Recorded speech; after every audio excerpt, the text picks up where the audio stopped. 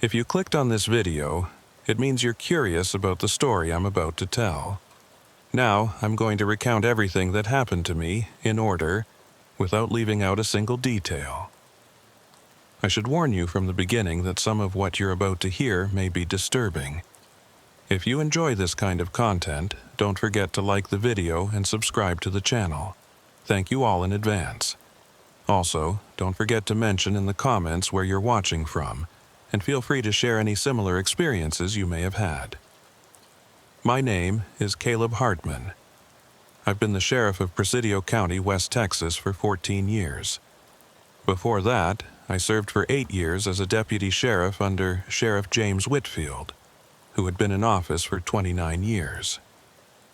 The county consists of high desert terrain, mountain ranges, and the occasional ranch road cutting through vast stretches of flat, empty land where you won't see a single structure for 30 or 40 miles at a time.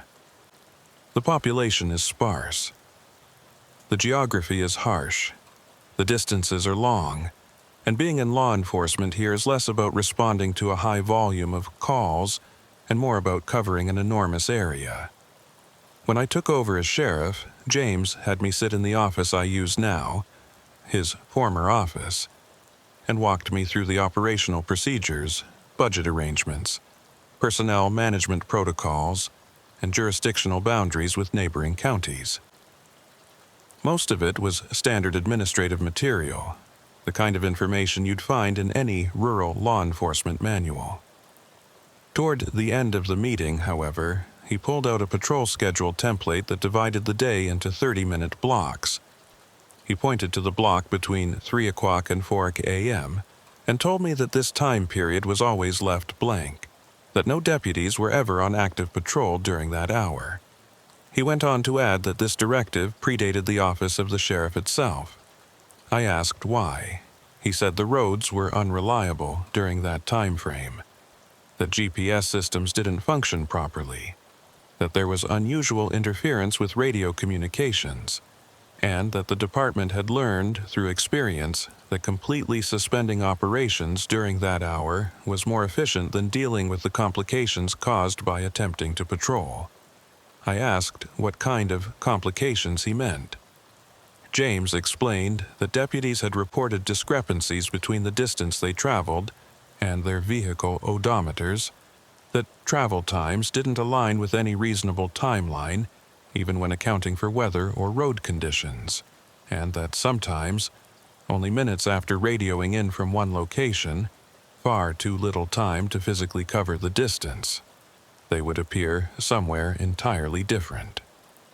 He said these incidents didn't occur every night, but they happened frequently enough during that specific time window that the department developed an informal protocol, passed down verbally and never entered into official records. He told me this protocol was handed from one sheriff to the next, and that once it was implemented, nearly all of the anomalies ceased. He also warned me not to attempt to investigate or document it, explaining that doing so would attract the attention of state oversight agencies that would ask questions no one could answer. I asked whether anyone had ever tried to document or study what was happening during that hour. James said that early in his tenure, he had attempted to do exactly that. He stationed deputies at fixed locations and instructed them to record their precise coordinates every 15 minutes, using both GPS and manual map references. He contacted the county road maintenance supervisor to confirm there were no construction projects or temporary reroutes. He even spoke with the State Department of Transportation to verify that all signage and road markers were correctly placed. The results, however, were so inconsistent that they made no sense. On some nights, everything appeared completely normal. On others, deputies reported coordinates that were physically impossible, described highway signs for roads that didn't exist within the county, or detailed intersections that didn't appear on any map. James said he kept these reports internal and never submitted them to state agencies, explaining that presenting irrational documentation would have damaged the department's credibility. After 3 months of attempted documentation, James had discontinued the observation protocol and implemented the patrol suspension procedure. The anomalous reports stopped. The department's operational efficiency improved. No one questioned the decision because the hour between 0300 and 0400 was statistically the quietest period for calls and incidents anyway, and having deputies positioned on either side of that time frame, one shift ending at 0300, the next shift beginning at 0400, provided adequate coverage without the complications. I asked James if he personally believed something genuinely unusual was occurring during that hour, or if he thought the reports were the result of fatigue, equipment malfunction, or some other conventional explanation. He looked at me for a long moment and said he'd driven through the county at that hour himself, multiple times, deliberately, trying to experience whatever the deputies were reporting.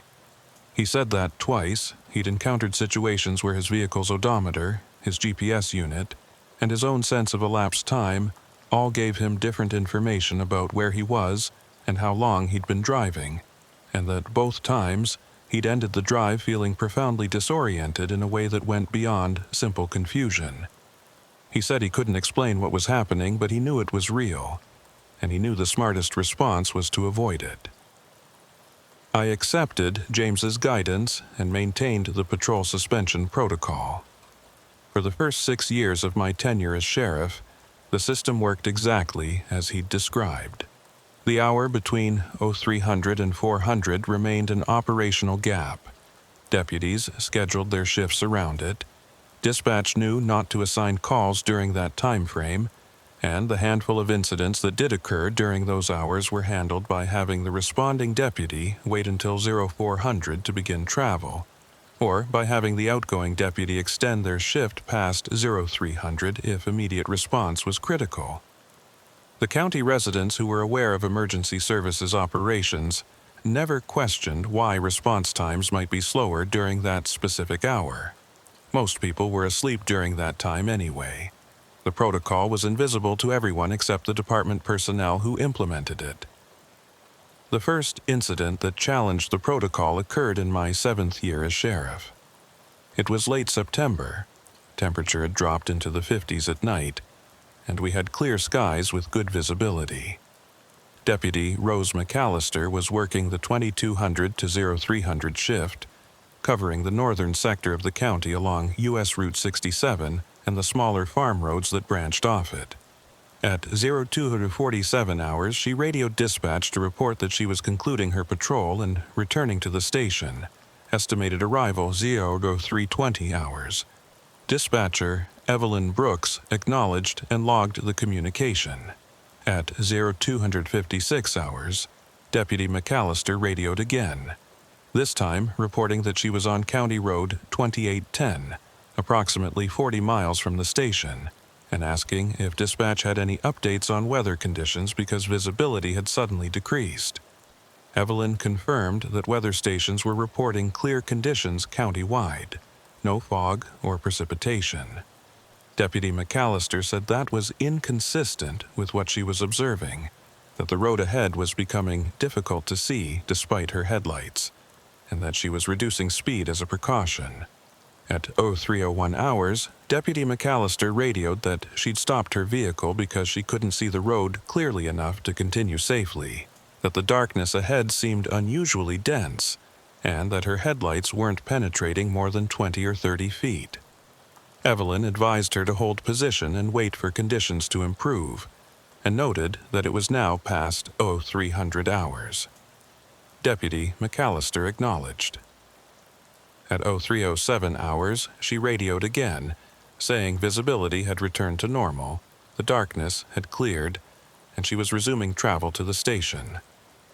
She arrived at 0343 hours. When she entered the station, I was there completing end-of-shift paperwork. She looked disoriented, kept checking her watch against the wall clock, and asked me if the station clock was correct. I confirmed it was. She said that didn't make sense, that according to her patrol log and her own sense of time, she should have arrived at least 20 minutes earlier. I asked her to walk me through her exact route and timeline. She described leaving her last checkpoint on Route 67 at 02:40 hours, traveling south on County Road 2810 toward the station, encountering the visibility problem at approximately 02:56, stopping at 03:01, waiting until 03:07, and then resuming travel. She said the distance from where she'd stopped to the station was roughly 15 miles, which should have taken about 20 minutes at normal speed, meaning she should have arrived around 03:27. Instead, she'd arrived at 03:43, 16 minutes later than expected. She said she hadn't stopped for any reason after resuming travel, hadn't encountered any delays or detours, but somehow the drive had taken substantially longer than it should have. I asked if her odometer reading matched the expected distance. She checked her vehicle log and said yes, the odometer showed she'd traveled the correct distance. I asked if her GPS had tracked her route accurately. She said her GPS unit had turned off during the visibility problem and hadn't reactivated until she was almost at the station, and when it did reactivate, it had briefly shown her position as being on a road she'd never been on, before correcting to her actual location. I told Deputy McAllister to file a standard patrol report noting the visibility issue and equipment malfunction, but to not include speculation about the time discrepancy or GPS error, that I'd review the incident internally and determine if any follow-up was needed. She filed the report as instructed and went off shift. After she left, I sat in my office reviewing what she'd described and comparing it to the incidents James Whitfield had mentioned years earlier. The pattern was clear. During or immediately adjacent to the 0300 to 0400 time frame, something about travel through the county became unreliable. Distance, time, and position stopped corresponding in the expected ways. I considered calling James to ask for additional context, but decided against it. He'd already told me everything useful. Avoid the hour, don't investigate, don't create documentation that invites external scrutiny. Over the following 3 weeks, I made a point of reviewing patrol logs more carefully, looking for any other incidents that might suggest similar problems. I found nothing overt, but I noticed patterns in how deputies structured their shifts. They would conclude patrol routes by 02:05 at the latest, ensuring they were either stationary or traveling on well-known direct routes back to the station by the time 0300 arrived. The few deputies who had extended shifts past 0300 due to active incidents always chose to remain at the incident location rather than travel during the problem hour. It was as if the entire department had developed an intuitive sense of the danger without ever discussing it explicitly. When I asked Under Sheriff Luis Ortega about this pattern, he said it was just efficient shift management, that there was no point having deputies out on patrol during the statistically quietest hour, that it made more sense to have them transitioning between shifts during that time. I asked if he'd ever experienced anything unusual while driving during that hour. He said no, because he avoided driving during that hour, and then he looked at me directly and said I should probably do the same. In early November, I received a call from Henry Cole, the county road maintenance supervisor. He said he needed to discuss an issue with road signage on several county roads in the northern sector, that there had been reports of signs being in incorrect positions or displaying incorrect information, and that his crew had been out multiple times to verify and correct the signage, but the reports kept coming in. I asked what kind of incorrect information.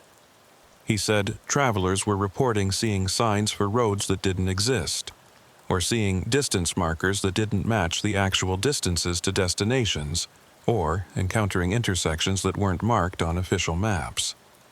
I asked when these reports typically came in.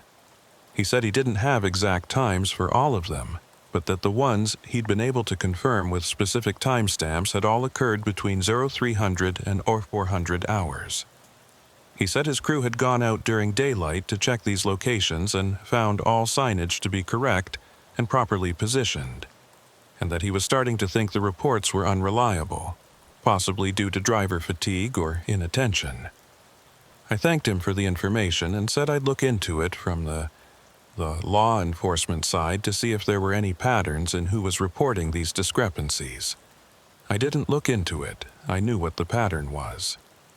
The roads were changing during that hour, or travelers' perception of the roads was changing, or something about the relationship between the physical landscape and human observation was becoming unstable. Signage that was correct during normal hours wasn't necessarily correct during the problem hour. Routes that existed reliably at 0200 or 0500 didn't exist reliably at 0330. Henry's crew couldn't find problems during daylight because the problems weren't present during daylight. They were only present during that specific 60-minute window, when whatever governed the normal rules of geography and time apparently suspended or modified its operations. In mid-November, I was working late at the station, completing budget reports when Evelyn Brooks came into my office and closed the door behind her. She'd been the county dispatcher for 19 years, had worked under 3 different sheriffs, and had the kind of institutional knowledge that didn't exist in any manual or database. She asked if I had a few minutes to discuss something that wasn't urgent but was concerning her. I said yes. She sat down and said she'd been reviewing old dispatch logs, partly out of curiosity and partly because she was training a new dispatcher and wanted to show them examples of various call types and how they'd been handled. She said she'd noticed something odd about the logs from 0300 to 0400 hours going back at least 15 years.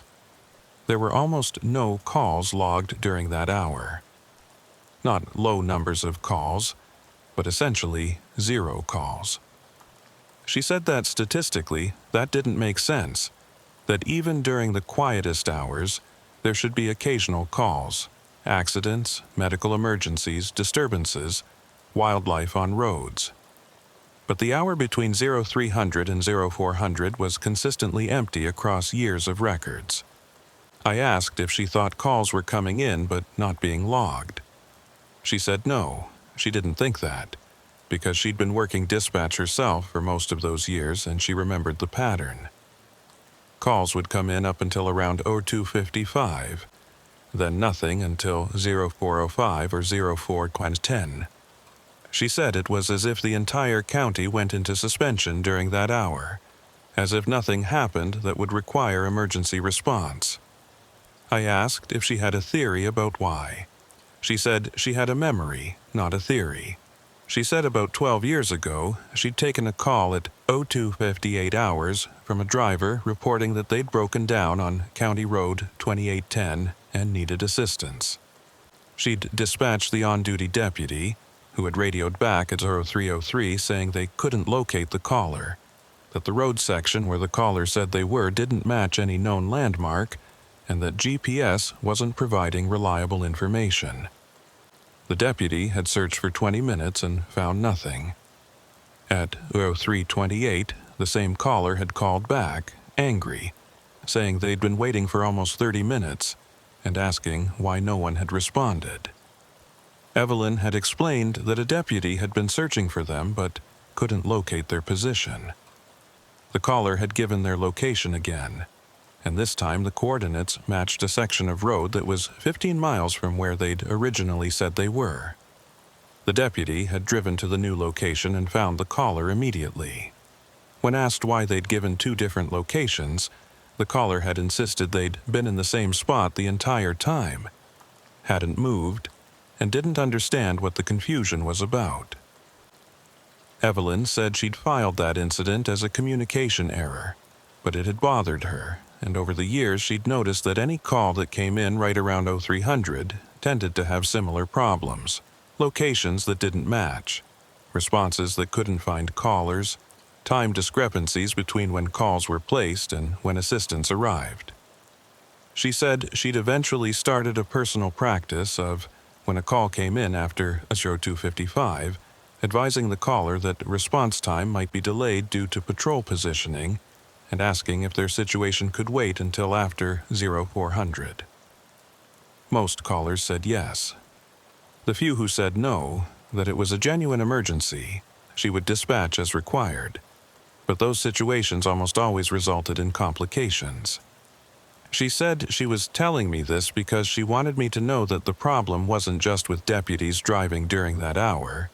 It was with the entire operational environment during that hour, and that maybe the protocol of suspending patrol should be extended to suspending dispatch response as well, or at least having a formal policy that clarified how to handle calls during that time frame.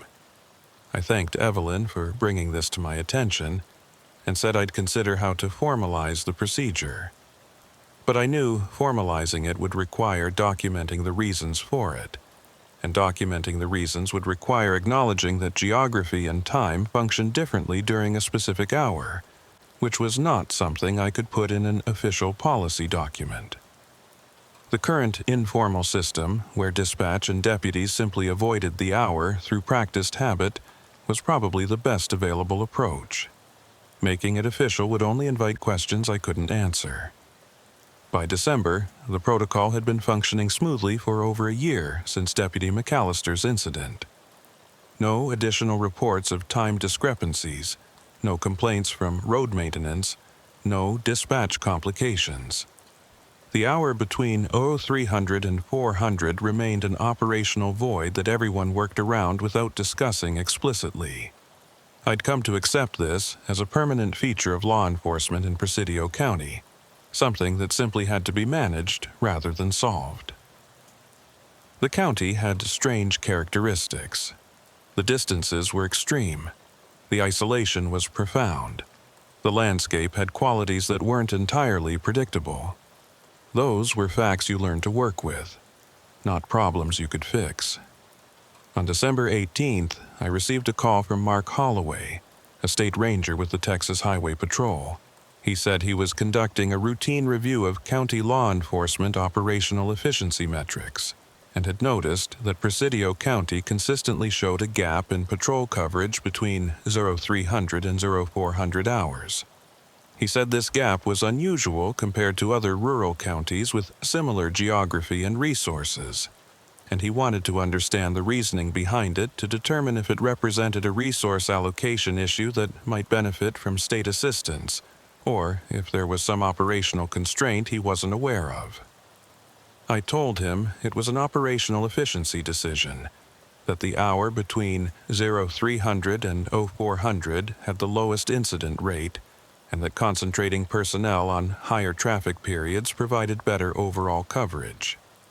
He said that made sense from a statistical standpoint, but that state guidelines recommended maintaining at least minimal patrol presence during all hours to ensure response capability for emergencies.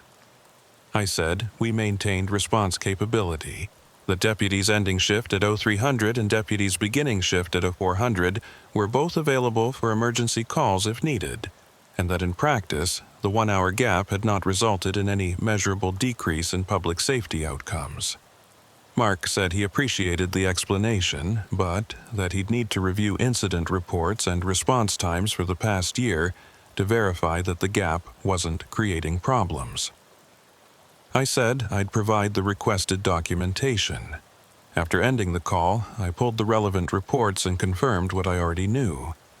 There were virtually no incidents logged between 0300 and 0400, and the handful that were logged showed response times that were either within normal parameters or, in a few cases, longer than expected, but attributable to distance and road conditions.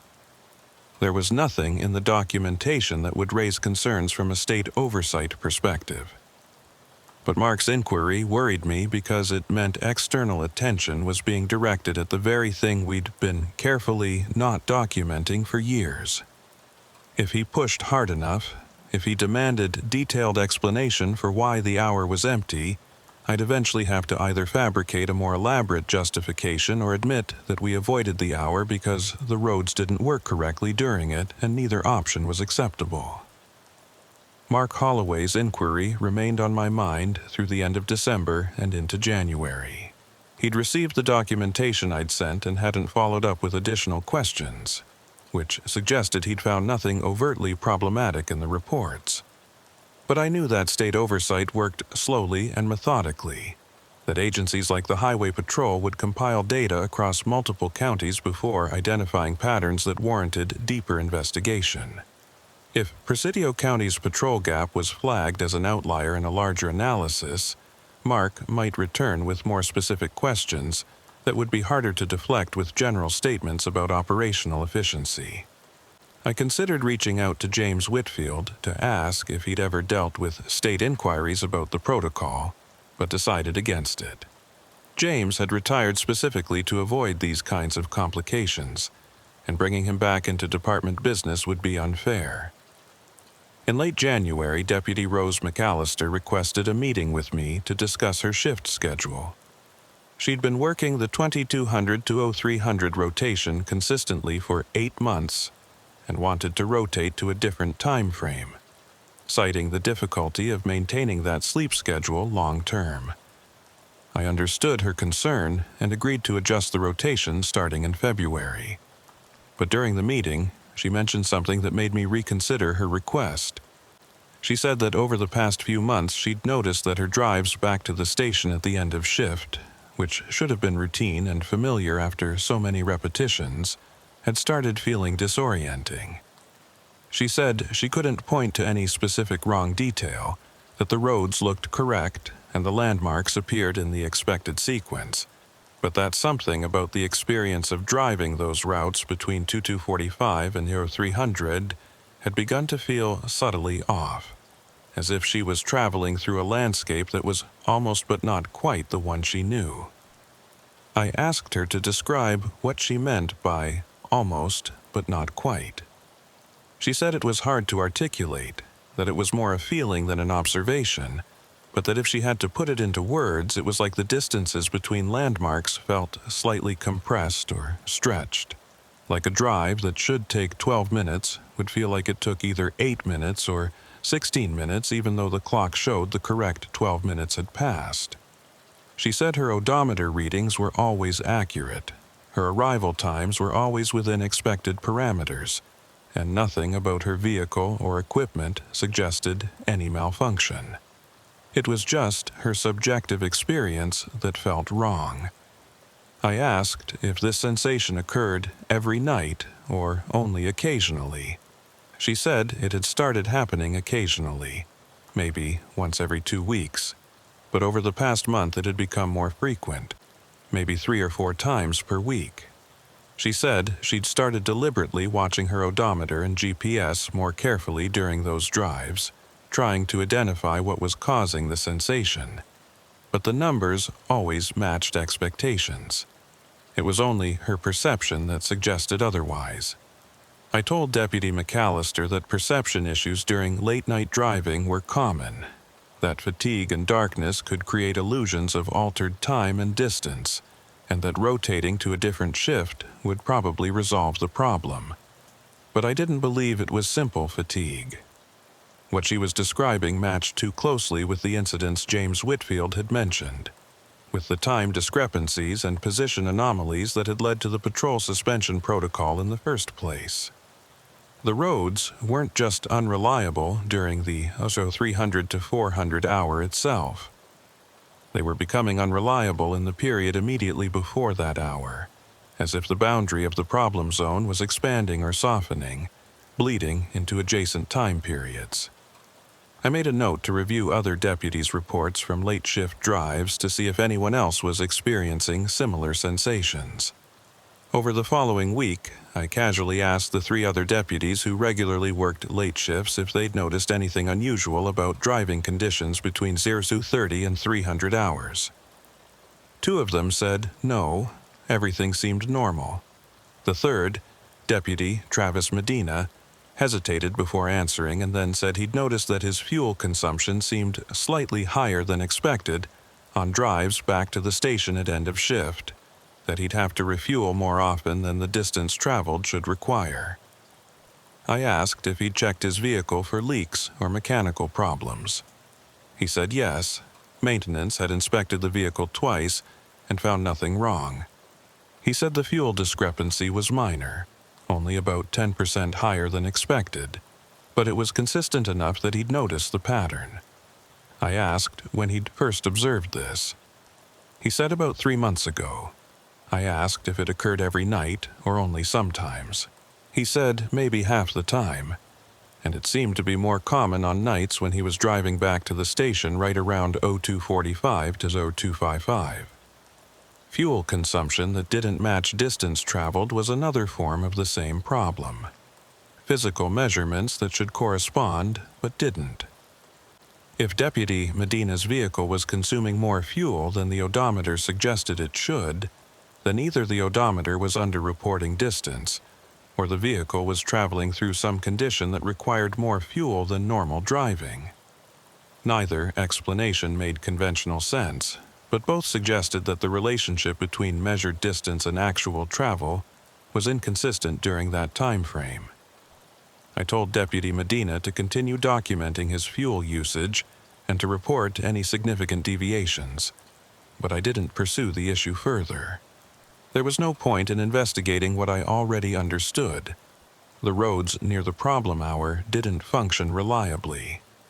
In early February, I received an email from Mark Holloway asking if I'd be available for a phone call to discuss some follow-up questions about Presidio County's patrol operations. I agreed, and we scheduled a call for the following afternoon. During the call, Mark said he'd been comparing patrol coverage patterns across West Texas counties and had noticed that Presidio County's approach of suspending patrol during the 0300 to 0400 hour was unique. He said other counties with similar geographic and demographic characteristics maintained continuous patrol coverage, even during low incident hours, and he was curious about what specific local factors made Presidio County's approach more effective. I repeated my earlier explanation about resource allocation and incident statistics, but Mark pushed further. He said he'd reviewed our incident reports and response times and agreed that the data supported the efficiency argument, but that he'd also noticed something unusual. Not only were there very few incidents during the 0300 to 0400 hour, but there were also very few incidents reported as occurring during that hour, even if the report itself was filed later.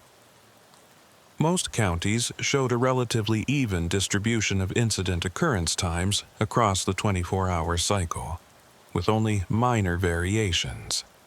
Presidio County showed a significant drop in reported incident times specifically between 0300 and 0400, as if nothing happened during that hour anywhere in the county. I said that was probably a statistical artifact of low population density and the particular distribution of where people lived and traveled in the county. Mark said maybe, but that he'd compared our numbers to other low-density counties and the pattern was still unusual. He asked if there was something about the county's geography or infrastructure during that hour that made incidents less likely. I said I couldn't think of any geographic factor that would create such a specific temporal pattern. Mark said he wasn't trying to criticize our operations, that he was genuinely curious from an operational research perspective, and that if we'd identified some factor that naturally reduced incidents during a specific hour, it might be valuable information for other counties.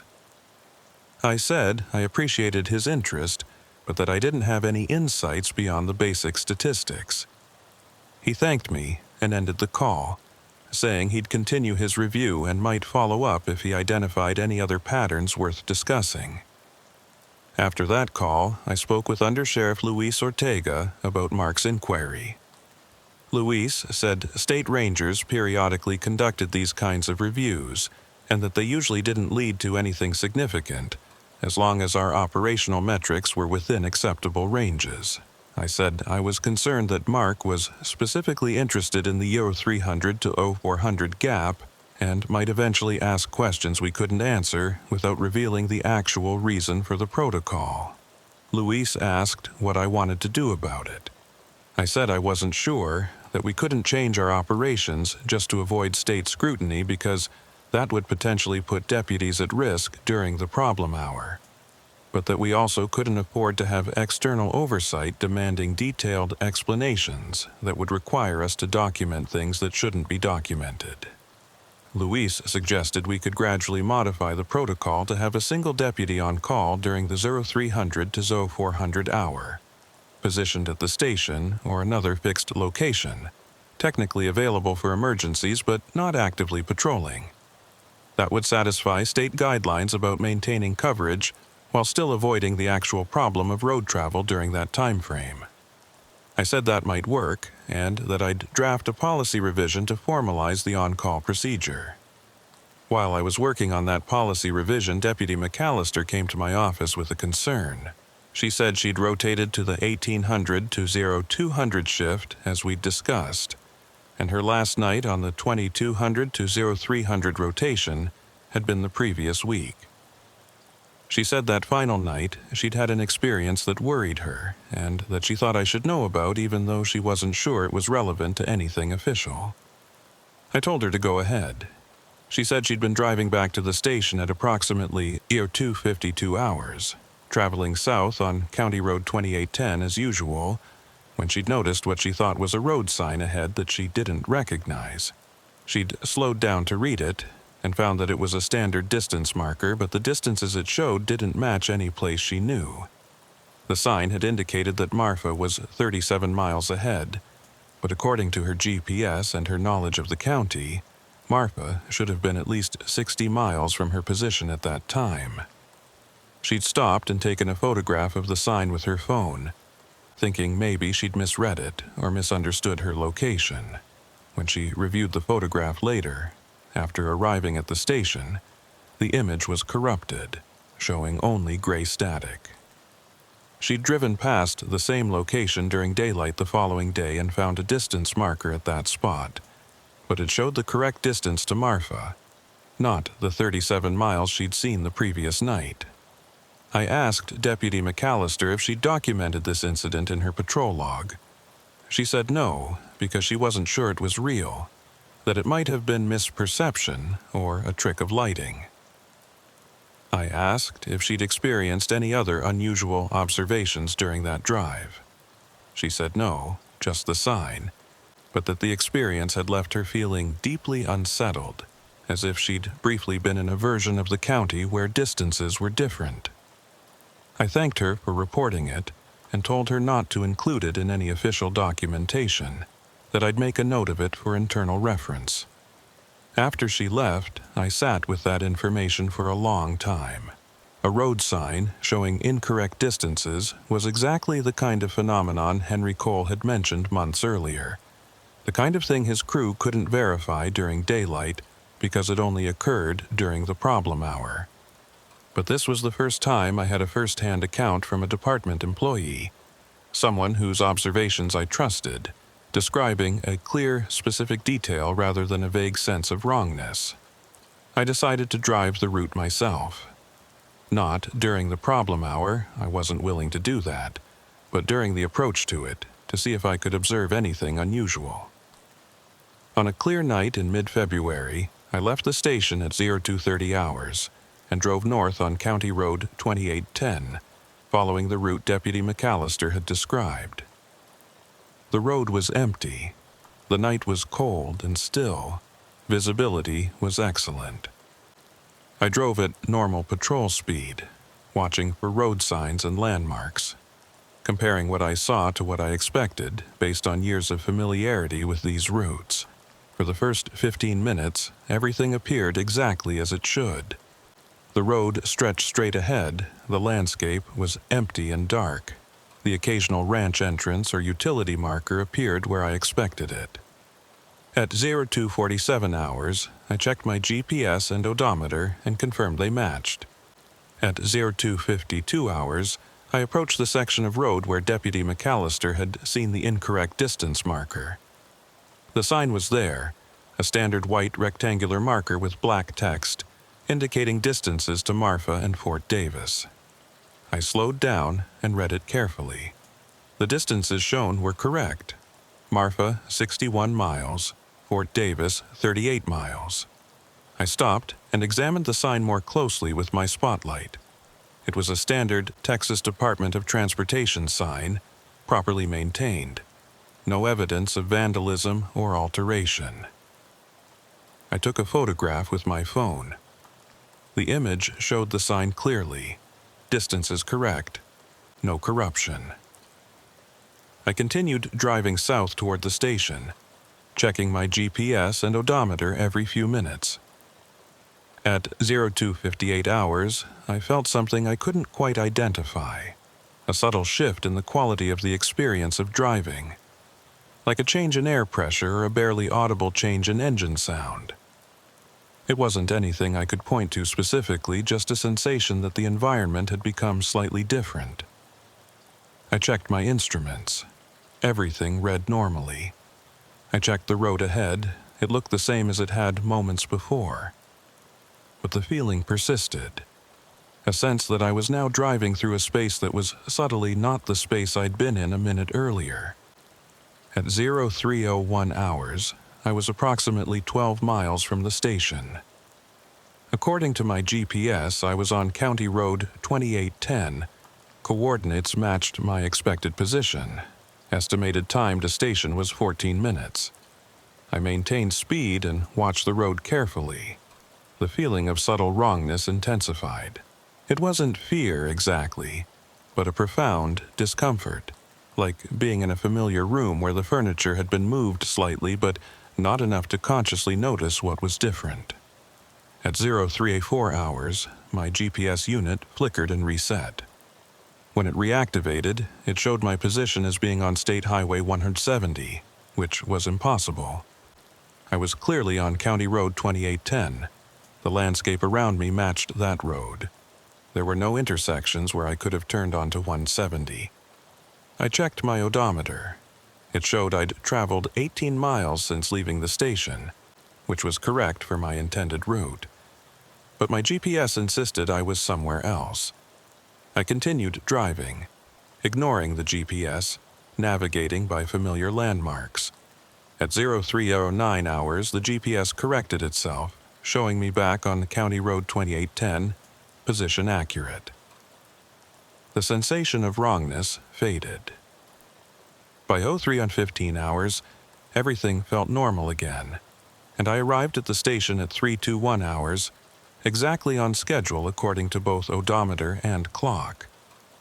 I sat in my vehicle in the station parking lot for several minutes after that drive, trying to process what I'd experienced. I'd felt the edge of the problem, the boundary where normal geography started to become unreliable. I hadn't been deep into the 300 to 400 hour, had only touched the first few minutes of it, but that had been enough to encounter GPS malfunction and the sensation of spatial displacement that Deputy McAllister and others had described. If I'd continued driving deeper into that hour, if I'd been on the road at 03:30 or 03:45, I suspected the anomalies would have become more pronounced. Distance markers would show impossible distances. Intersections would appear that didn't exist on maps. Travel time would decouple from odometer readings. The landscape would maintain its appearance of normalcy while functioning according to rules that violated normal physics. I went inside and found Evelyn Brooks at the dispatch desk. I asked her if there had been any calls between 0300 and 03:20 hours. She said no, the night had been completely quiet. I asked if that was unusual. She said no, it was typical, that the hour after 0300 was almost always silent. I asked her how long she'd been working dispatch tonight. She said since 2200 hours. I asked if she'd noticed anything unusual about radio communications or equipment function. She said no, everything had been normal. I thanked her and went to my office to write a personal note about what I'd experienced. I didn't file an official report because there was nothing official to report. My GPS had malfunctioned briefly. I'd felt subjectively uncomfortable. Those weren't incidents. They were observations, and documenting them would only create questions about why I'd been driving during the period we normally avoided.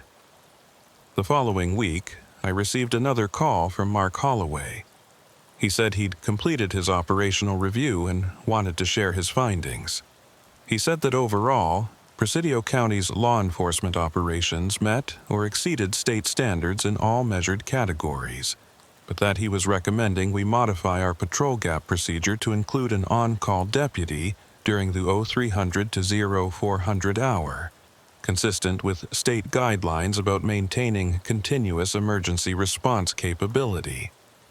I said we'd been planning to implement exactly that change, and that I'd have a revised policy document to him within 2 weeks. Mark said that was excellent, and that he appreciated our willingness to adjust operations based on state recommendations. He said his review was complete, and that he'd have no further need to examine our procedures unless problems arose in the future. I thanked him and ended the call feeling a mixture of relief and concern. Relief that his inquiry was concluded without requiring deeper explanation. Concern that we'd now committed to having a deputy on call during the problem hour, which meant someone would need to be available to respond if an emergency occurred during that time frame. I discussed the on-call procedure with Luis Ortega.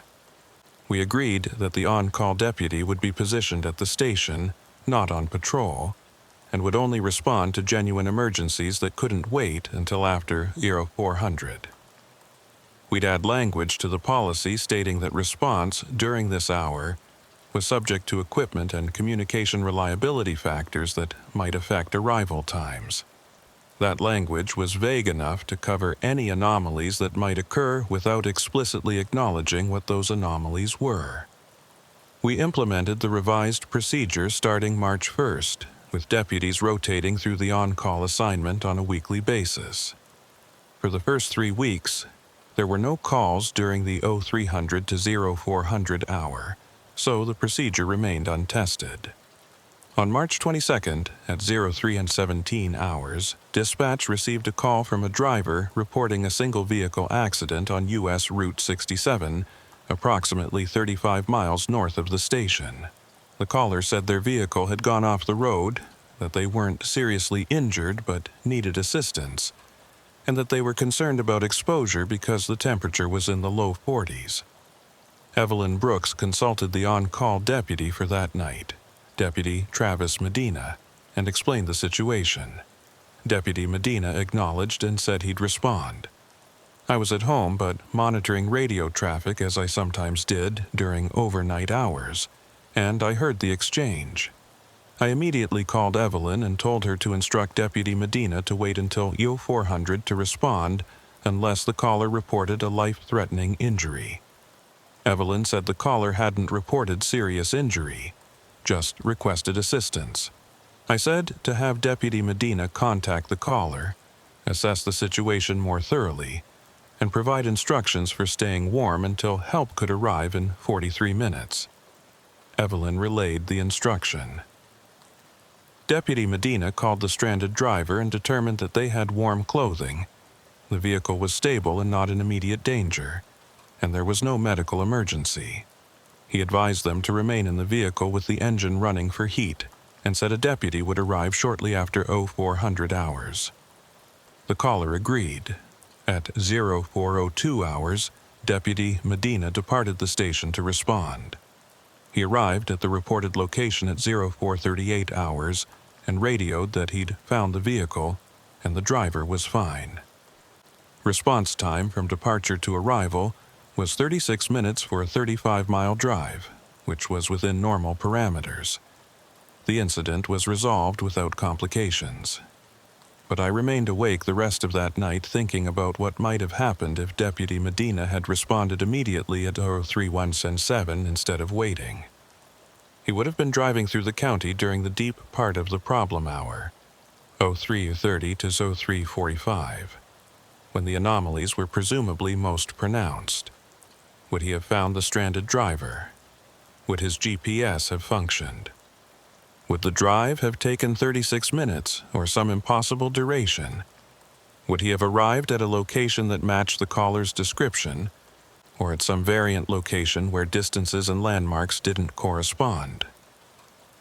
I called Deputy Medina the next morning and asked about his response to the accident call. He said everything had gone smoothly, routine response, no complications. I asked if he'd had any concerns about responding during the 0300 to 400 hour. He said no. He'd waited until after 0400 as instructed, so there hadn't been any issue. I asked if he understood why the instruction had been to wait rather than respond immediately. He hesitated and then said he assumed it was related to the department's practice of avoiding operations during that hour, and that he appreciated being told to wait because he'd heard from other deputies that driving during that time frame could be disorienting. I asked what he'd heard specifically. He said just that GPS wasn't reliable and that distance perception could be off, that it was better to wait if possible. I thanked him and ended the call. The informal knowledge about the problem hour was spreading through the department naturally, passed deputy to deputy through conversation and shared experience. That was probably safer than formal documentation, but it also meant the knowledge was fragmentary and subject to distortion. In early April, Henry Cole called me to report an issue that he thought might be relevant to law enforcement operations. He said his road maintenance crew had been conducting routine inspection of county roads in the northern sector and had found several sections where the asphalt showed unusual wear patterns that didn't match traffic volume or weather exposure. The wear appeared to be concentrated in specific areas, as if vehicles had been traveling over those sections far more frequently than records indicated, or as if the asphalt was aging at an accelerated rate in localized patches. I asked which roads were affected. He listed 3 county roads, all of them routes that patrol deputies used regularly. I asked when the unusual wear had been first noticed. He said his crew had done a comprehensive inspection in September and everything had looked normal, and they'd done another inspection last week and found the wear patterns. So sometime in the past 7 months, those road sections had degraded in ways that weren't consistent with normal use. I asked if he had any theory about what was causing it. He said no, that his crew had checked for subsurface issues, drainage problems, material defects, and found nothing that would explain the localized accelerated wear. He said it was as if those specific sections of road were experiencing more traffic or more time than they should be experiencing. I thanked Henry for the report and said I'd make note of it. After ending the call, I looked at a map and marked the locations he'd mentioned. All 3 were on routes that deputies traveled during the 0230 to 0300 time frame, approaching the problem hour. If the roads were aging faster in those locations, if the asphalt was experiencing more wear than traffic volume justified, that suggested those sections of road were being used more intensely than physical reality indicated. A deputy might drive over a section once, but perhaps in some temporal or dimensional sense that single passage was equivalent to multiple passages as if the road was being traversed repeatedly within a compressed time frame. Or the road itself was experiencing accelerated time, aging faster than the surrounding landscape. Either explanation was impossible by conventional physics, but both fit the pattern of anomalies associated with the problem hour. By mid-April, I'd accumulated enough observations about the 0300 to 0400 hour that I felt compelled to document them more systematically, even if that documentation remained private and unofficial. I started a separate file on my personal computer at home, not connected to department systems, where I recorded incidents, observations, and patterns without the constraints of official report language. The file included Deputy McAllister's experience with the incorrect distance marker, my own GPS malfunction during the approach to the problem hour, Deputy Medina's fuel consumption discrepancies, Henry Cole's reports of unusual road wear, and Evelyn Brooks's observation that virtually no emergency calls originated during that time frame. I also included historical information from James Whitfield's briefing when I'd first become sheriff. the incidents he'd described of deputies reporting impossible positions and time discrepancies. The compilation revealed a clear pattern. Between 0300 and 400 hours, the county's geography became unreliable in ways that affected distance, time, position, and the relationship between physical measurement and experienced reality. What I couldn't determine from the available information was whether the problem was consistent every night or if it varied in intensity, whether it was localized to specific roads or affected the entire county, and whether it was truly confined to that single hour or if it was bleeding into adjacent time periods, as Deputy McAllister's recent experiences suggested. To answer those questions would require systematic observation during the problem hour itself, which would mean deliberately putting deputies at risk for the sake of gathering data that might never be useful. I couldn't justify that approach. The protocol of avoidance had worked for decades.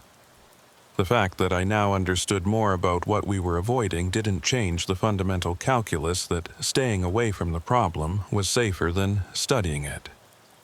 In late April, I received a visit at the station from a traveler who'd been passing through the county 2 nights earlier. The man, who identified himself as Robert Kelso, a long-haul truck driver, said he'd had an experience on U.S. Route 67 that had disturbed him and that he wanted to report to local law enforcement even though he wasn't sure anything criminal had occurred. I invited him into my office and asked him to describe what had happened. He said he'd been driving south on Route 67 at approximately 0320 hours on the night of April 18th, making good time, no traffic, clear weather. He'd been using his GPS to monitor his route and estimated arrival time at his destination in El Paso. At around 0325 hours, he'd noticed that his GPS was showing his position as being significantly further south than he thought he should be, as if he'd covered more distance in the past 20 minutes than seemed possible at the speed he'd been maintaining. He'd checked his odometer and found that it matched his GPS, showing he'd traveled approximately 35 miles in 20 minutes, which would require an average speed of over 100 miles per hour. But he knew he'd been driving at his usual speed of around 65 miles per hour, and his cruise control had been set and active the entire time. I asked Robert if he'd experienced anything unusual during that drive, any period where he'd lost awareness or couldn't account for time. He said no, he'd been fully alert, had been listening to a podcast, remembered the entire drive continuously. He said that's what made the situation so disturbing, that he had a clear subjective experience of driving for 20 minutes at normal speed, but his instruments indicated he'd traveled a distance that should have required much more speed or much more time. He said he'd pulled over at the next rest area to check his truck for mechanical problems, thinking maybe his speedometer was malfunctioning or his odometer had somehow jumped forward. But everything appeared normal. When he'd resumed driving after 0400 hours, his speed, distance, and time had all corresponded normally for the remainder of his trip. He said he'd driven that route dozens of times over the years and had never experienced anything like it. He said he was reporting it because he thought maybe there was something about that section of highway that created instrument errors, and if so, law enforcement should be aware in case it affected other drivers. I thanked Robert for the report and told him I'd make note of it. I said we'd had occasional reports of GPS anomalies in the area and that we'd forward his information to the State Transportation Department for review. He seemed satisfied with that response and left. After he departed, I added his account to my private file. This was the first report from a civilian traveler describing exactly the kind of time-distance discrepancy that deputies had experienced. It confirmed that the problem wasn't specific to department vehicles or equipment, wasn't some localized interference affecting our GPS units or odometers. The problem was the roads themselves, or, more accurately, the relationship between travel and measurement during that specific hour. Robert had driven at normal speed for a subjectively normal duration, but had covered an impossible distance according to his instruments. Either his perception of time had been compressed, making 20 minutes feel like 20 minutes while actually being longer, or the distance he'd traveled had been compressed, making 35 miles of road somehow shorter during that hour. Neither explanation was satisfactory from a physics standpoint, but both suggested that the county's geography was genuinely unstable during the 0300 to 400 time frame in ways that affected anyone traveling through it, not just law enforcement personnel who were aware of the pattern. I wondered how many other travelers had experienced similar anomalies and had dismissed them as instrument errors or fatigue-induced misperception.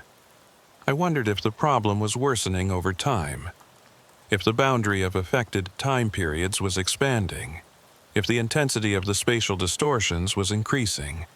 I had no way to answer those questions without conducting observations I wasn't willing to conduct. In early May, Luis Ortega came to my office and closed the door, which usually indicated he had something sensitive to discuss. He said he'd been reviewing department vehicle maintenance records and had noticed a pattern that concerned him. Over the past 18 months, vehicles assigned to deputies working the late shift, particularly those driving between 0230 and 0300 hours, showed higher than normal wear on brake components, suspension parts, and tires, as if those vehicles were being driven over rougher roads or more challenging terrain than the county's generally flat and well-maintained routes would cause. The maintenance supervisor had noted this pattern and had asked Luis if late-shift deputies were taking different routes or responding to more off-road calls than day-shift deputies. Luis had checked and found that late-shift deputies were driving the same routes and responding to the same types of calls. There was no operational reason for the accelerated wear. He said he thought it might be related to whatever was happening during the problem hour, that if the roads were unstable in terms of distance and time, they might also be unstable in terms of surface condition, that a road that appeared smooth might somehow impose stress on vehicles equivalent to driving over rough terrain. I said that was consistent with what Henry Cole had reported about unusual asphalt wear on certain road sections, that if vehicles were experiencing accelerated component wear, it made sense that the roads themselves would show accelerated surface wear. Luis asked if I had any idea what was actually causing this. I said no, that I had observations but no explanation, that something about the county's geography didn't function normally during the 0300 to 0400 hour, and possibly during the approach to that hour. Luis asked if I thought the problem was getting worse. I said I didn't know, but that the fact we were now seeing physical effects on vehicles and roads suggested either the problem was intensifying, or we were simply becoming more aware of effects that had always been present. Luis said we needed to be careful about how we addressed this with the maintenance department, that if we started formally documenting unexplained vehicle wear associated with specific time periods, it would create records that might eventually be reviewed by state oversight agencies. I agreed and said we'd continue handling vehicle maintenance as routine operational expenses without creating any documentation that linked the wear patterns to temporal factors. Later that week, I received a call from James Whitfield. He said he'd heard through informal channels that the department was dealing with some operational issues related to the late-night patrol gap and wanted to check if I needed any guidance based on his experience. I appreciated the call and gave him a summary of what had been happening. The state ranger's inquiry, the implementation of the on-call procedure, the various incidents and observations that suggested the problem hour's effects might be expanding or intensifying. James was quiet for a long time after I finished. Then he said that what I was describing sounded worse than anything he'd dealt with during his tenure, that in his experience, the problem had been confined to the single hour and hadn't shown signs of spreading into adjacent time periods or causing measurable physical effects on vehicles and infrastructure. He asked if I'd considered the possibility that something had changed in the county, that some environmental or geological factor might have shifted in ways that were amplifying whatever caused the original problem. I said I'd considered it, but had no way to investigate it. We couldn't exactly call in geologists or physicists to study why our roads didn't work correctly during a specific hour. James agreed and said that was the fundamental constraint we were operating under, that we were dealing with something that couldn't be studied through normal scientific methods, because acknowledging its existence officially would create more problems than it solved. He said the best approach was probably what I was already doing: maintain the avoidance protocol, document as little as possible, handle incidents quietly when they occurred. He said if the problem was intensifying, it might eventually reach a point where it couldn't be avoided or hidden. But until that point was reached, discretion was the only viable strategy. I thanked him for his perspective and ended the call feeling simultaneously reassured and troubled. Reassured that I was handling the situation consistent with departmental precedent. Troubled by his suggestion that we might be approaching a threshold where the problem could no longer be managed through avoidance. In mid-May, Deputy Rose McAllister requested another meeting. She'd been working the 1800 to 200 shift for 3 months now, and said she wanted to discuss something that had happened on her most recent shift. I told her to go ahead. She said that 2 nights ago, she'd been driving back to the station at end of shift, departing her last checkpoint at 0145 hours, expecting to arrive at the station by 10 hours. It was a routine drive on roads she'd traveled hundreds of times. At approximately 0158 hours, she'd noticed a road sign ahead that looked wrong. Not wrong in content, but wrong in position, as if it was placed several hundred yards further from an intersection than it should have been. She'd slowed down to look at it more carefully and confirmed it was a standard intersection warning sign. But its position relative to the actual intersection didn't match her memory or the spacing guidelines she knew the transportation department followed.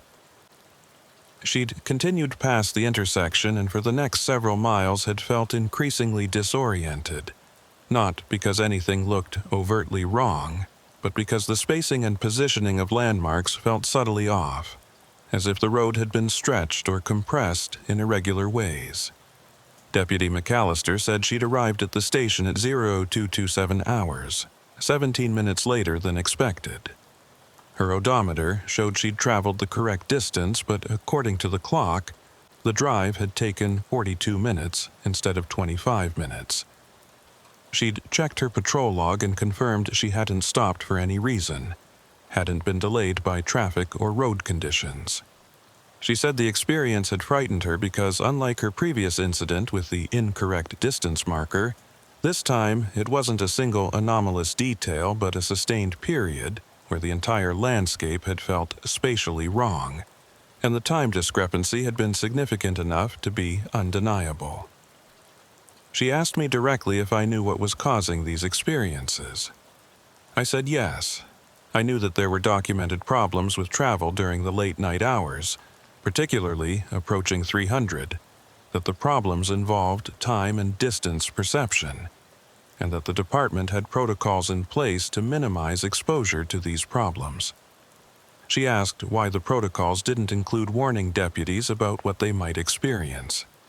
I said because adequately explaining what they might experience would require acknowledging phenomena that couldn't be explained through conventional frameworks, and that acknowledgement would create legal and operational complications that would ultimately make everyone less safe.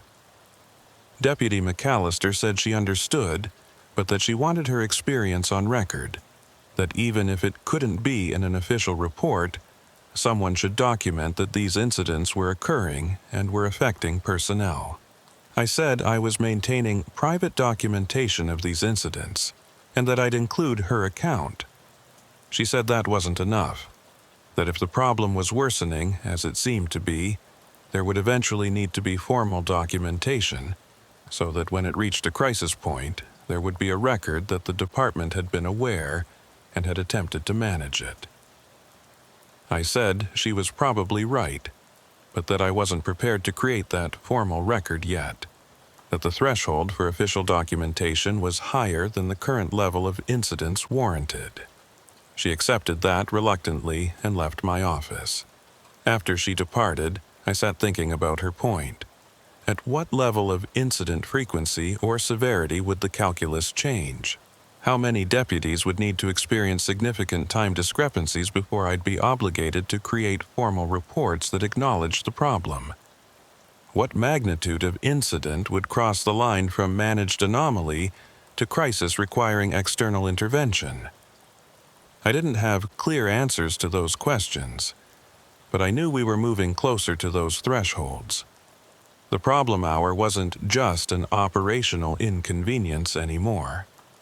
It was causing measurable effects that were accumulating in vehicle maintenance records, road wear patterns, deputy experiences, and civilian traveler reports. The boundary of avoidance that had worked for decades was proving less effective. The hour between 0300 and 0400 wasn't staying contained. It was bleeding into 0230 to 0300, affecting the approach period, creating situations where deputies following the protocol were still encountering anomalies. If that expansion continued, we'd eventually reach a point where no reasonable shift schedule could avoid the affected time periods, where maintaining operations would require either accepting regular exposure to the anomalies or suspending patrol for much longer periods than the current 1-hour gap. In late May, I received an unexpected call from Mark Holloway. He said he'd been reviewing follow-up data on counties where he'd conducted operational reviews and wanted to check on how Presidio County's revised patrol procedure was working. I said the on-call protocol was functioning well, that we'd had several incidents during the 300 to 0400 hour that were handled appropriately with response times that met or exceeded state guidelines. He said that was good to hear, and asked if we'd encountered any complications with the procedure. I said no significant complications, just the normal challenges of late-night response in a large rural county. He said he appreciated the update, and then asked a question that made my concerns about external scrutiny intensify. Had we noticed any patterns in the types of incidents that occurred during the 0300 to 400 hour, particularly any patterns that might be different from incidents during other time periods? I said I wasn't sure what he meant. He said he'd been compiling data across multiple counties and had noticed that incidents during that specific hour tended to have unusual characteristics in terms of reported locations, response times, and resolution outcomes, and he was trying to determine if that was a statewide pattern or something specific to certain regions. I asked what kind of unusual characteristics. Mark said he'd rather not bias my observations by describing what he'd found, that he wanted to know if Presidio County's data showed similar patterns independently. I said I'd review our incident reports from that time period and get back to him with any observations. He thanked me and ended the call. I sat at my desk feeling the situation narrowing around me. Mark had identified something in the statewide data. He'd noticed that the 0300 to 0400 hour was anomalous not just in Presidio County, but across multiple counties. He was approaching the problem from a data analysis perspective, which meant he might identify patterns that individual sheriffs had been quietly managing without realizing the problem was widespread. If he compiled enough evidence of statewide anomalies during that hour, he'd eventually demand explanations that no individual county could provide without revealing that law enforcement across West Texas was dealing with something that violated conventional understanding of geography and time. I called several sheriffs in neighboring counties, people I knew through professional associations, and asked casually if they'd ever noticed anything unusual about operations during the 0300 to 0400 hour. 2 of them said no, everything seemed normal across all time periods. The third, Sheriff Linda Watkins from Brewster County, was quiet for several seconds before saying she'd noticed some irregularities but hadn't documented them formally. I asked what kind of irregularities. She said her deputies occasionally reported time discrepancies during late-night drives, particularly around 0300, and that she'd noticed unusual wear patterns on vehicles assigned to those shifts. I said Presidio County had experienced similar issues. She asked if I knew what was causing it. I said no, but that I'd implemented protocols to minimize exposure during that time frame. She said she'd been doing something similar, not formally, just encouraging deputies to schedule their shifts so they weren't actively driving during that hour. She asked if I'd heard from state oversight about this. I said yes. Mark Holloway had been reviewing operational data and seemed to be identifying patterns. She said that was concerning because she didn't have any explanation she could provide to state agencies that wouldn't sound irrational. After that conversation, I realized the situation was larger than I'd understood. This wasn't just a Presidio County problem. At least one neighboring county was dealing with the same anomalies, managing them through informal protocols, avoiding documentation. If it was happening in 2 counties, it was probably happening in more. The 0300 to 0400 hour was problematic across a region, possibly across the entire state. And now Mark Holloway was aggregating data that might reveal the pattern at a scale that couldn't be dismissed as local equipment malfunctions or isolated incidents. If he pushed his investigation far enough, he'd eventually force counties to either explain what they were experiencing or appear incompetent for not having explained it already. On June 3rd, at 3:34 hours, I was at home monitoring radio traffic when I heard Deputy Travis Medina radio dispatch with a situation report. He was the on-call deputy that night, had been positioned at the station as protocol required.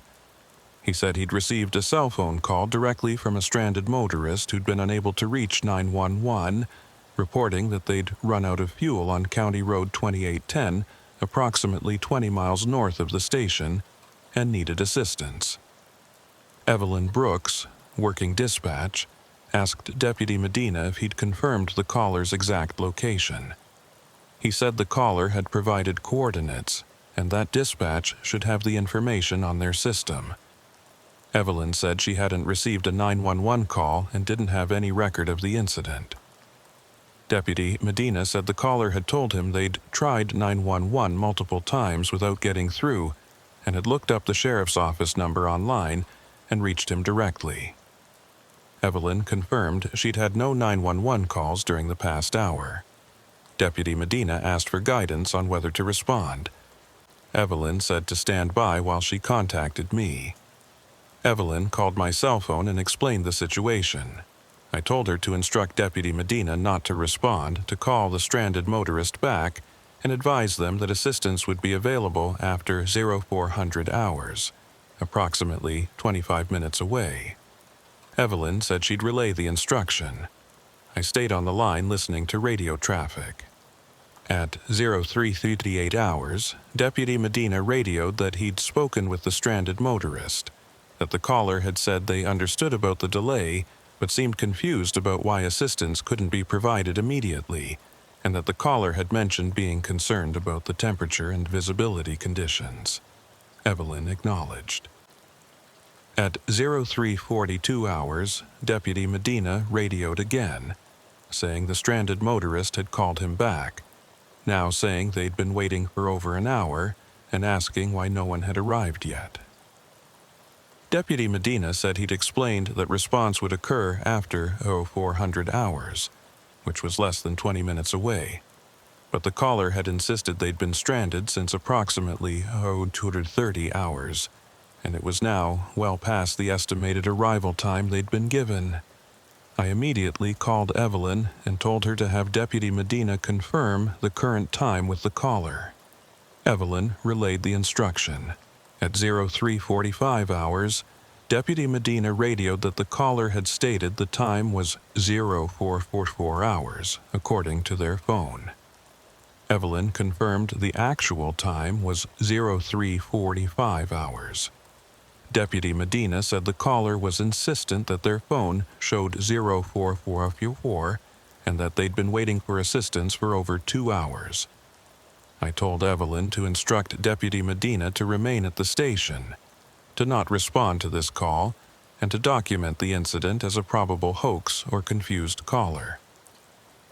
Evelyn acknowledged and relayed the instruction. At 0402 hours, after the problem hour had ended, Deputy Medina attempted to call the stranded motorist back. The call went to voicemail. At 0408 hours, Deputy Medina departed the station to check the reported location. He arrived at 0429 hours and radioed that he'd found no stranded vehicle, no evidence of anyone having been at that location recently. He conducted a search of the surrounding area and found nothing. At 0445 hours, he returned to the station and filed a report documenting a false or mistaken call from an unknown party. I arrived at the station at 0520 hours and reviewed the incident with Deputy Medina and Evelyn Brooks. Deputy Medina said the caller had sounded genuine, not like someone making a prank call, and that the confusion about time had seemed real rather than performed. He said the caller's phone number had shown on his cell phone during the calls, and he'd documented the number. I asked him to call it again while I was present. He did. The call went to a number not in service message. Evelyn checked our 911 system logs and confirmed that no calls had been received from that number. I asked Deputy Medina to describe the caller's voice and manner.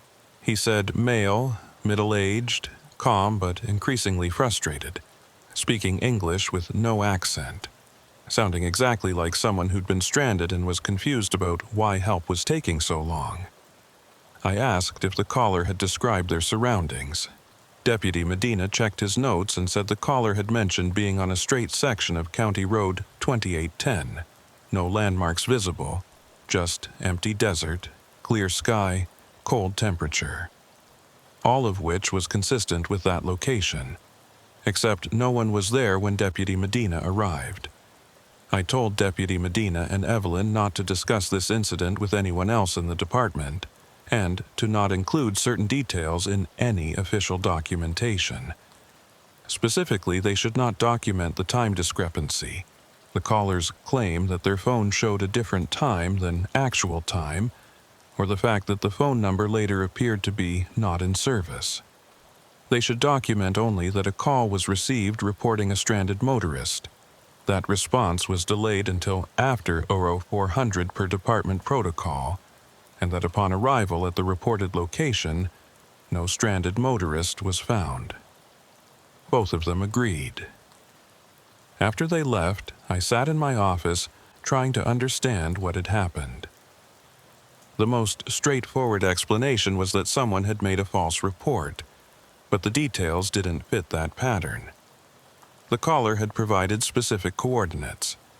The caller had called Deputy Medina directly after allegedly being unable to reach 911. The caller's perception of time had been wrong in a specific way, believing it was an hour later than it actually was.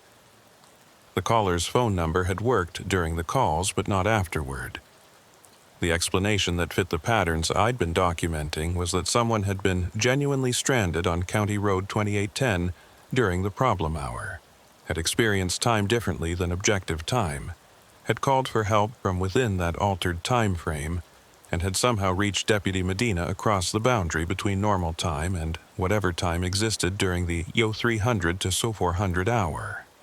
When Deputy Medina had arrived after 400 hours, normal time had reasserted itself, and the stranded motorist who'd been there in the altered time frame was no longer present in normal time. Or had never been present in normal time, had only existed in the version of County Road 2810 that existed during the problem hour. I couldn't prove this explanation. I couldn't even properly articulate it in language that made sense. But it was consistent with everything else I knew about how the county functioned during that hour. The incident with the stranded motorist marked a change in how I thought about the problem hour. Previously, I'd understood it as a time when travel through the county became unreliable, when distance and duration stopped corresponding in expected ways, when instruments gave inconsistent readings. But the stranded motorist incident suggested something more fundamental, that the county might exist in two different states during that hour, one overlapping the other, and that people could be present in one state while being absent from the other. A traveler could be genuinely stranded on County Road 2810 in the altered version of the county that existed during the problem hour, could make phone calls that somehow crossed the boundary into normal time, but would be absent when someone from normal time arrived at their location. This wasn't just spatial distortion.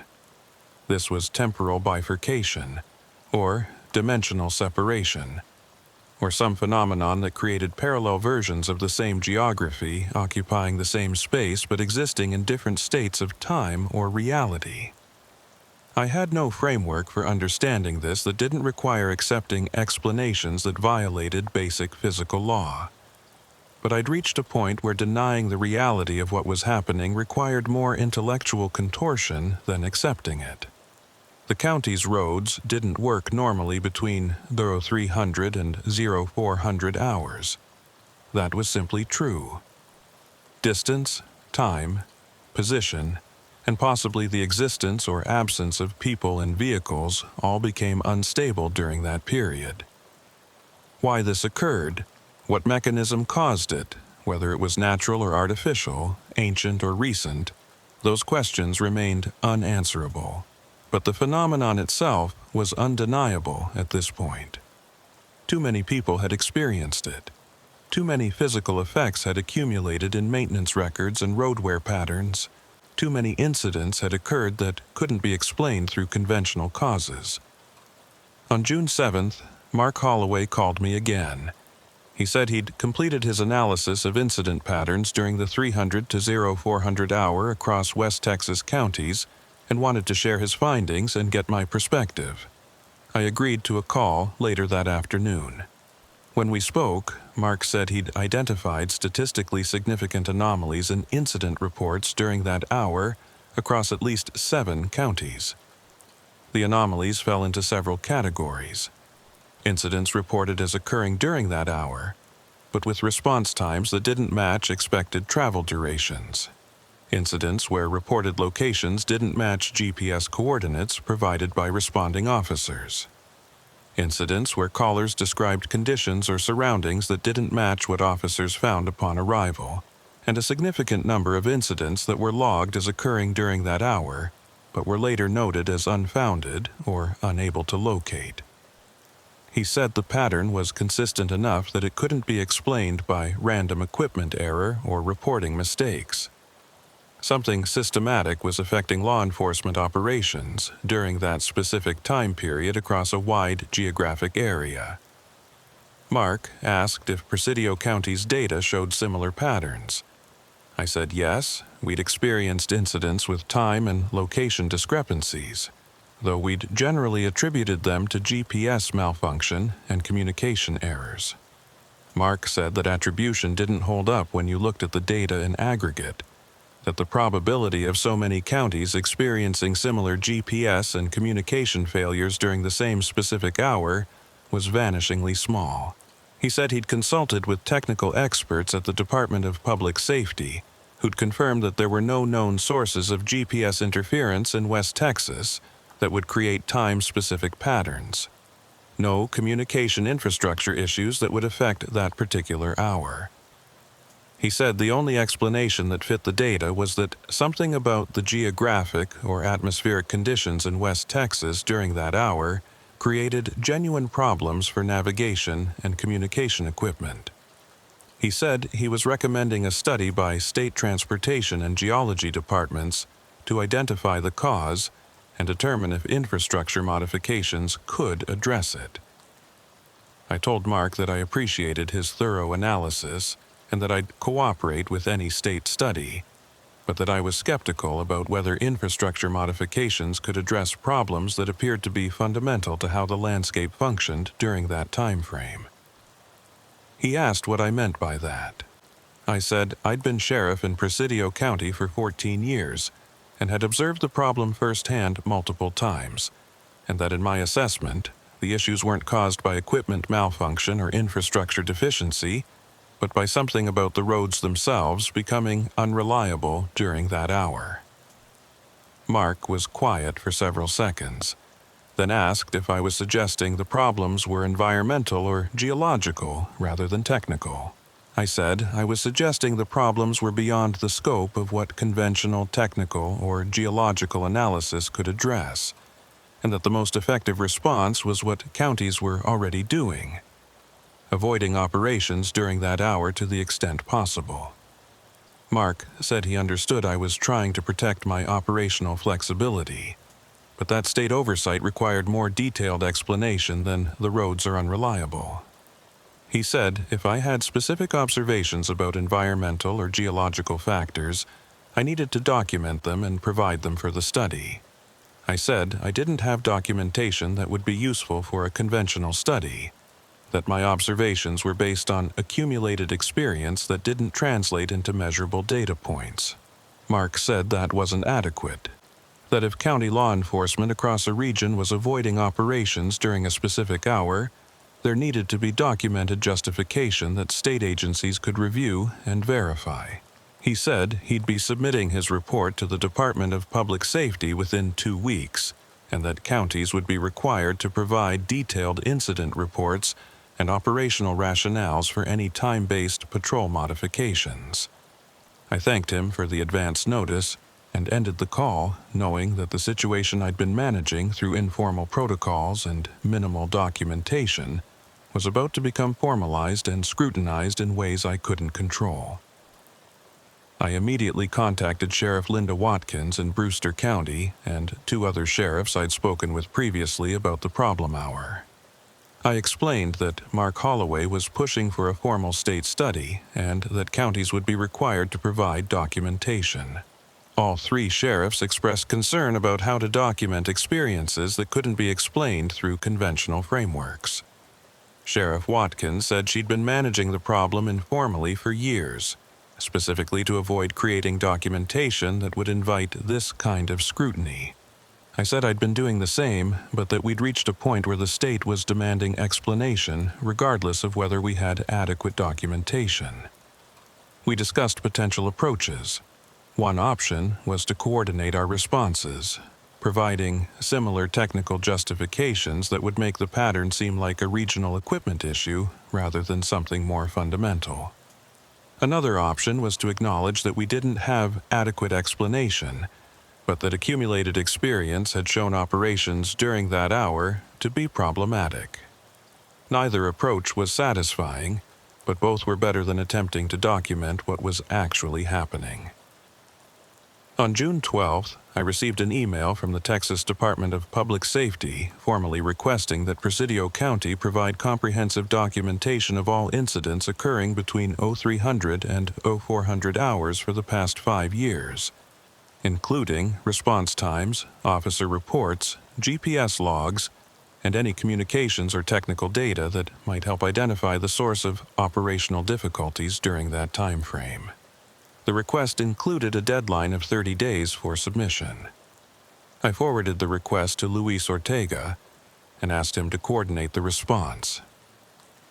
Luis said assembling 5 years of incident data would be time-consuming but straightforward for most of it, but that he was concerned about incidents where our documentation was deliberately incomplete or where officers had been instructed not to include certain observations. I said we'd provide the documentation we had and would note gaps in records where appropriate, attributing them to equipment malfunction or communication errors. Over the following 2 weeks, Luis compiled the requested data. The resulting document package was substantial, hundreds of incident reports spanning 5 years, but it was also clearly inadequate for the purpose the state intended. Response times were listed but often didn't include detailed route information. GPS coordinates were provided for some incidents but not others, with notes that GPS had been unavailable due to technical difficulties. Officer observations were minimal, focusing on incident outcomes rather than conditions experienced during response. The package documented that operations during the 0300 to 0400 hour had been problematic, but it didn't document the nature of the problems in ways that would enable analysis. Luis asked if I wanted him to expand the documentation to be more comprehensive. I said no, that comprehensive documentation would require including observations that couldn't be adequately explained, and that it was better to provide minimal documentation and let the state interpret it as incomplete record-keeping, rather than as evidence of phenomena that violated conventional understanding. On June 28th, I received a call from a Department of Public Safety analyst named Sarah Chen, who was reviewing the documentation counties had submitted in response to Mark Holloway's request.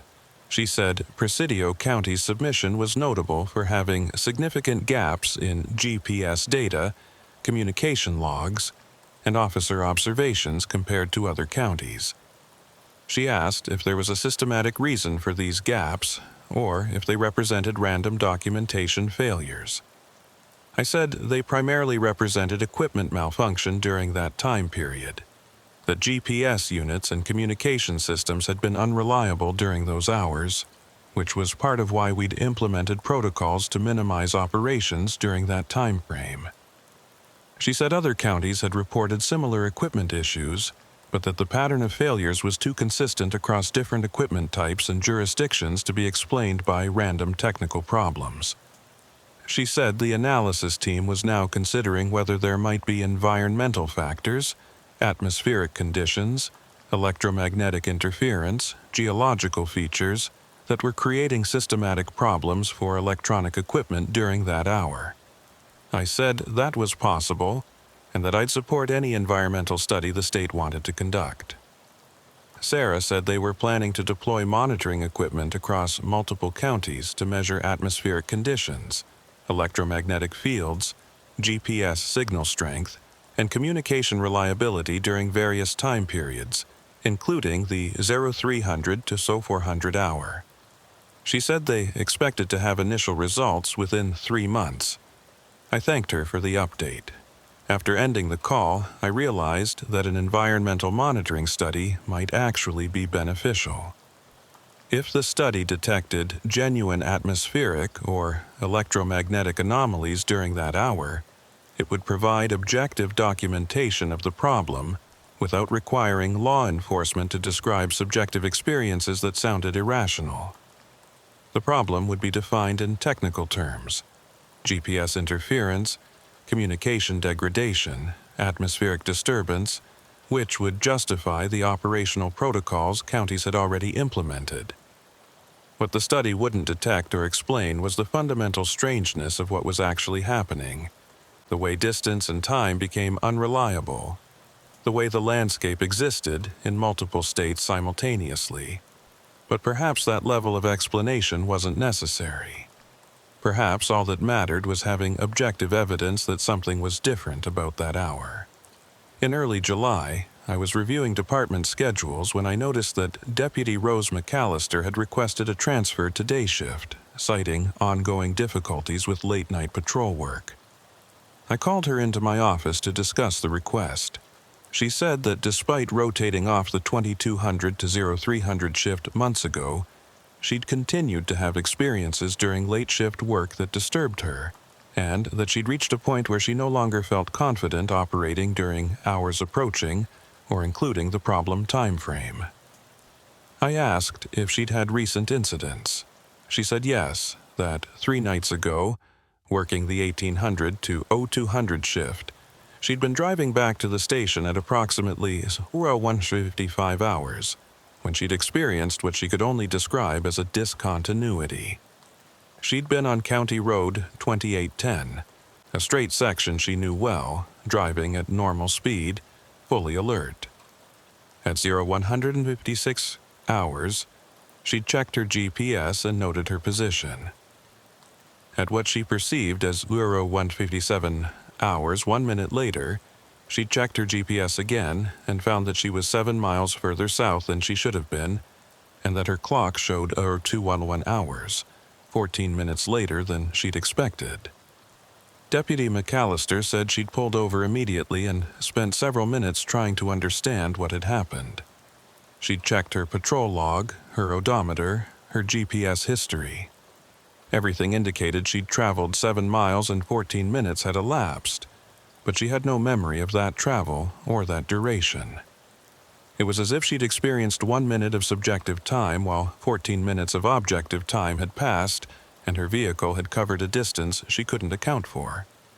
She said the experience had terrified her because it suggested she'd been somehow absent or unconscious for 13 minutes while her vehicle continued driving itself, which was impossible. Or that time itself had skipped forward while she remained unaware, which was equally impossible. She said she'd filed a report noting equipment malfunction and possible medical episode, but that she knew it wasn't equipment or medical. It was the same phenomenon that affected all late-night operations in the county, and she no longer wanted to work during hours when it might occur. I approved Deputy McAllister's transfer to day shift effective immediately. After she left my office, I added her account to my private documentation. This was the most severe temporal discontinuity I'd heard described by department personnel.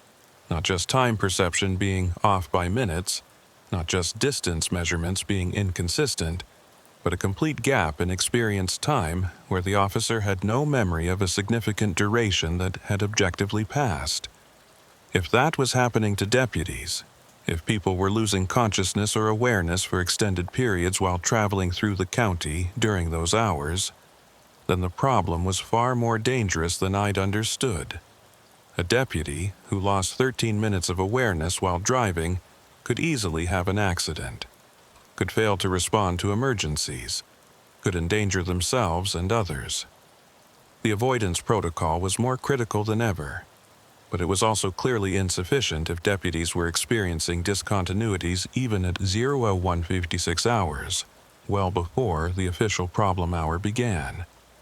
On July 18th, at 03:43 hours, I was at home when I received a call from Evelyn Brooks at dispatch.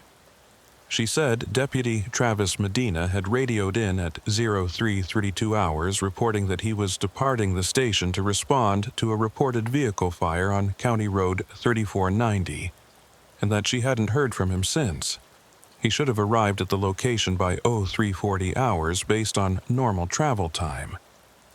She'd attempted to radio him multiple times with no response. She'd tried calling his cell phone, and it went to voicemail.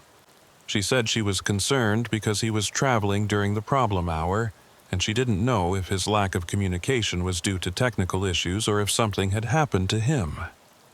I told her to continue attempting contact, and to call me immediately if she reached him, or if he didn't report in by 0400 hours. At 03:47 hours, Evelyn called back and said she'd received a brief, unclear radio transmission from Deputy Medina. The transmission had been heavily distorted, but she thought he'd said something about wrong road or road not here, and then the transmission had cut off.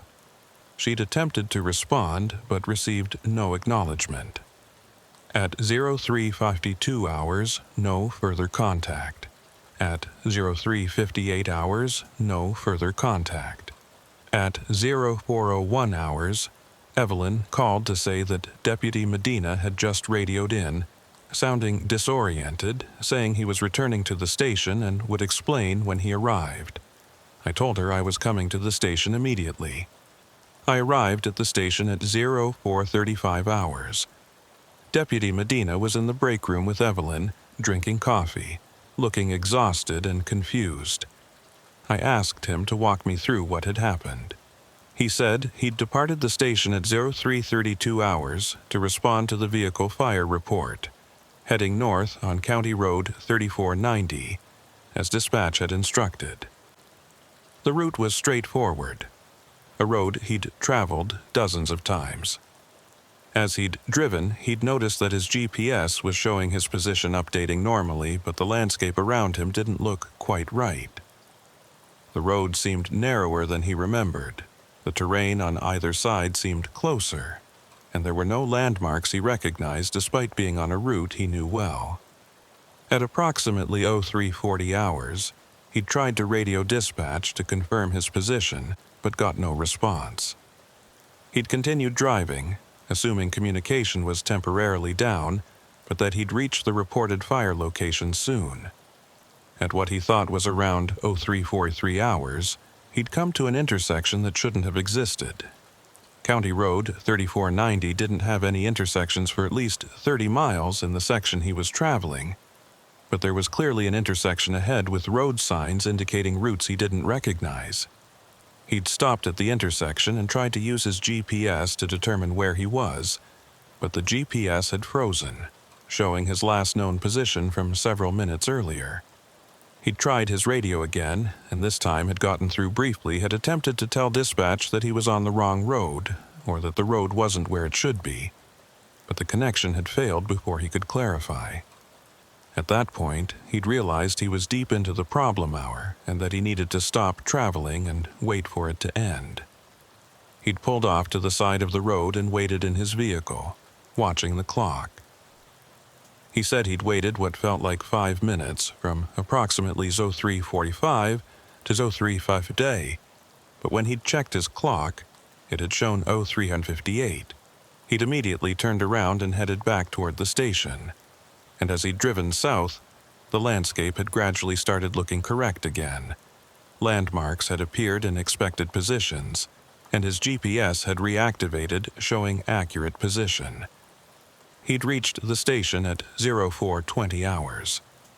I asked Deputy Medina if he'd returned to the location of the reported vehicle fire after exiting the problem hour. He said no, that when he'd turned around and headed back to the station, he'd lost track of where the fire had supposedly been, and by the time he was in normal geography again, he was too far south to locate it. I asked Evelyn if there had been any follow-up reports of a vehicle fire. She said no. The original call had come from a cell phone number that didn't respond when she'd tried to call it back, and there had been no other reports of fire in that area. I told Deputy Medina to file a report documenting equipment malfunction and inability to locate the reported incident, and to not include detailed descriptions of the wrong road or the time discontinuity. He agreed and went to complete the paperwork. After he left, I sat with Evelyn and discussed what had happened.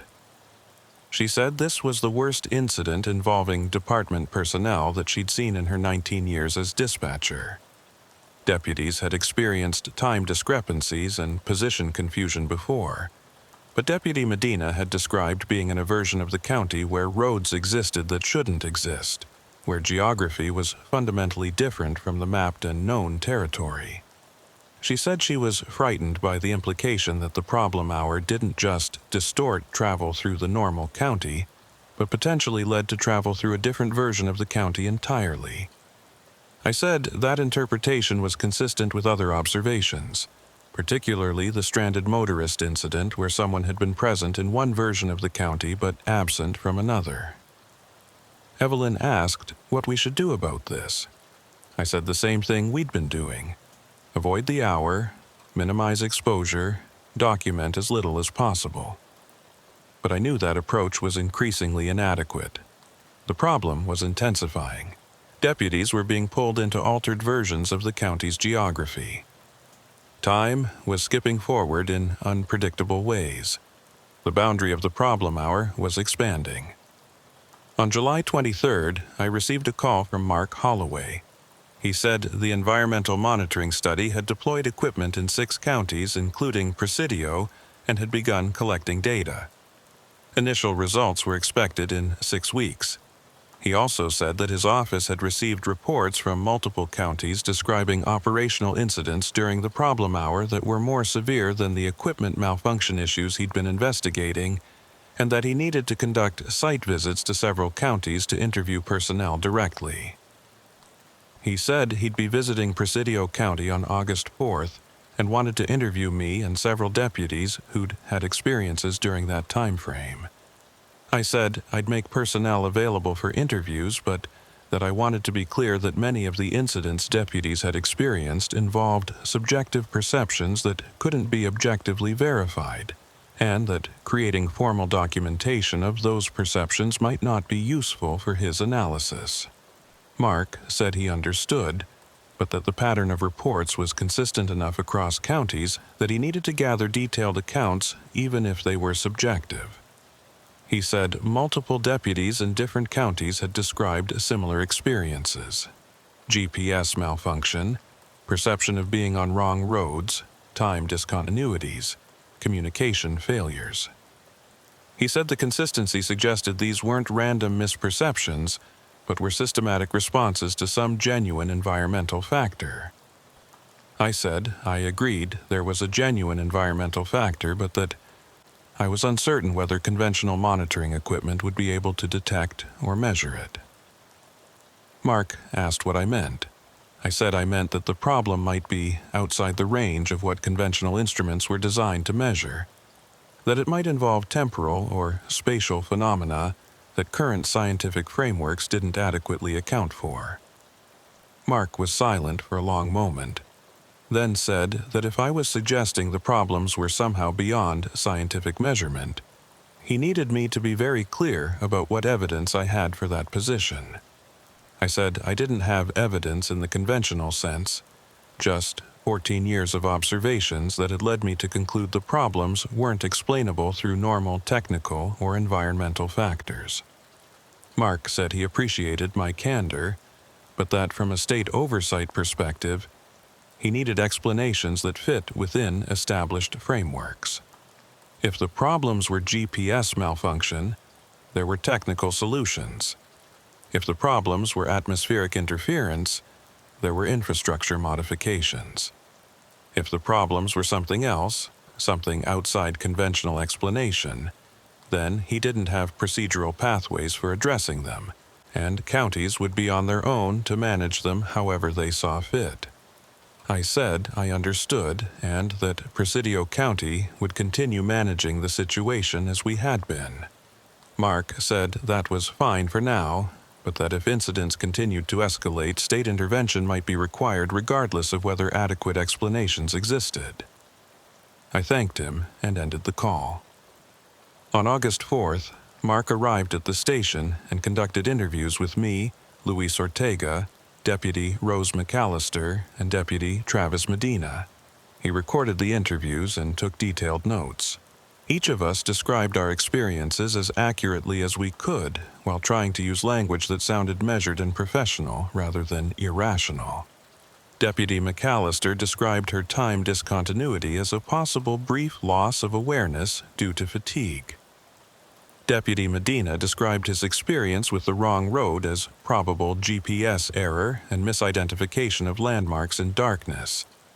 I described the various incidents I'd observed as consistent with equipment malfunction exacerbated by the specific geographic and atmospheric conditions in West Texas during late-night hours.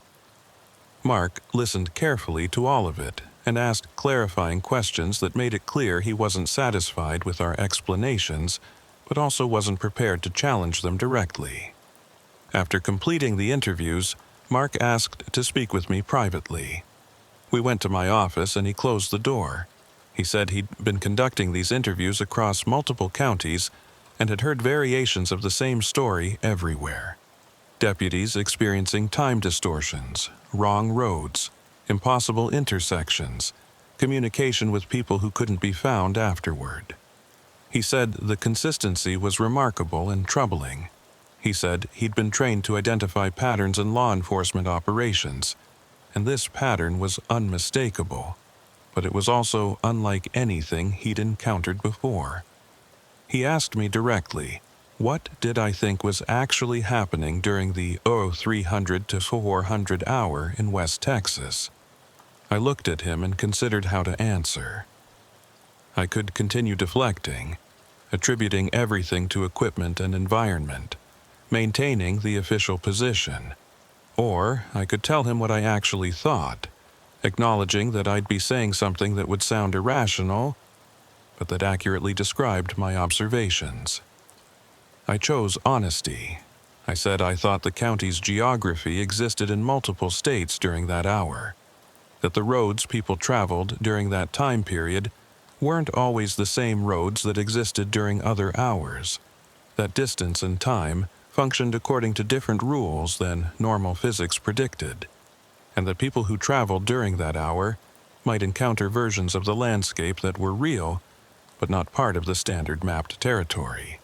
I said I'd been managing this situation for 14 years by implementing protocols that minimized exposure to the affected time period, and that those protocols had been largely successful at preventing serious incidents while acknowledging that the underlying phenomenon couldn't be prevented, studied, or explained through conventional approaches.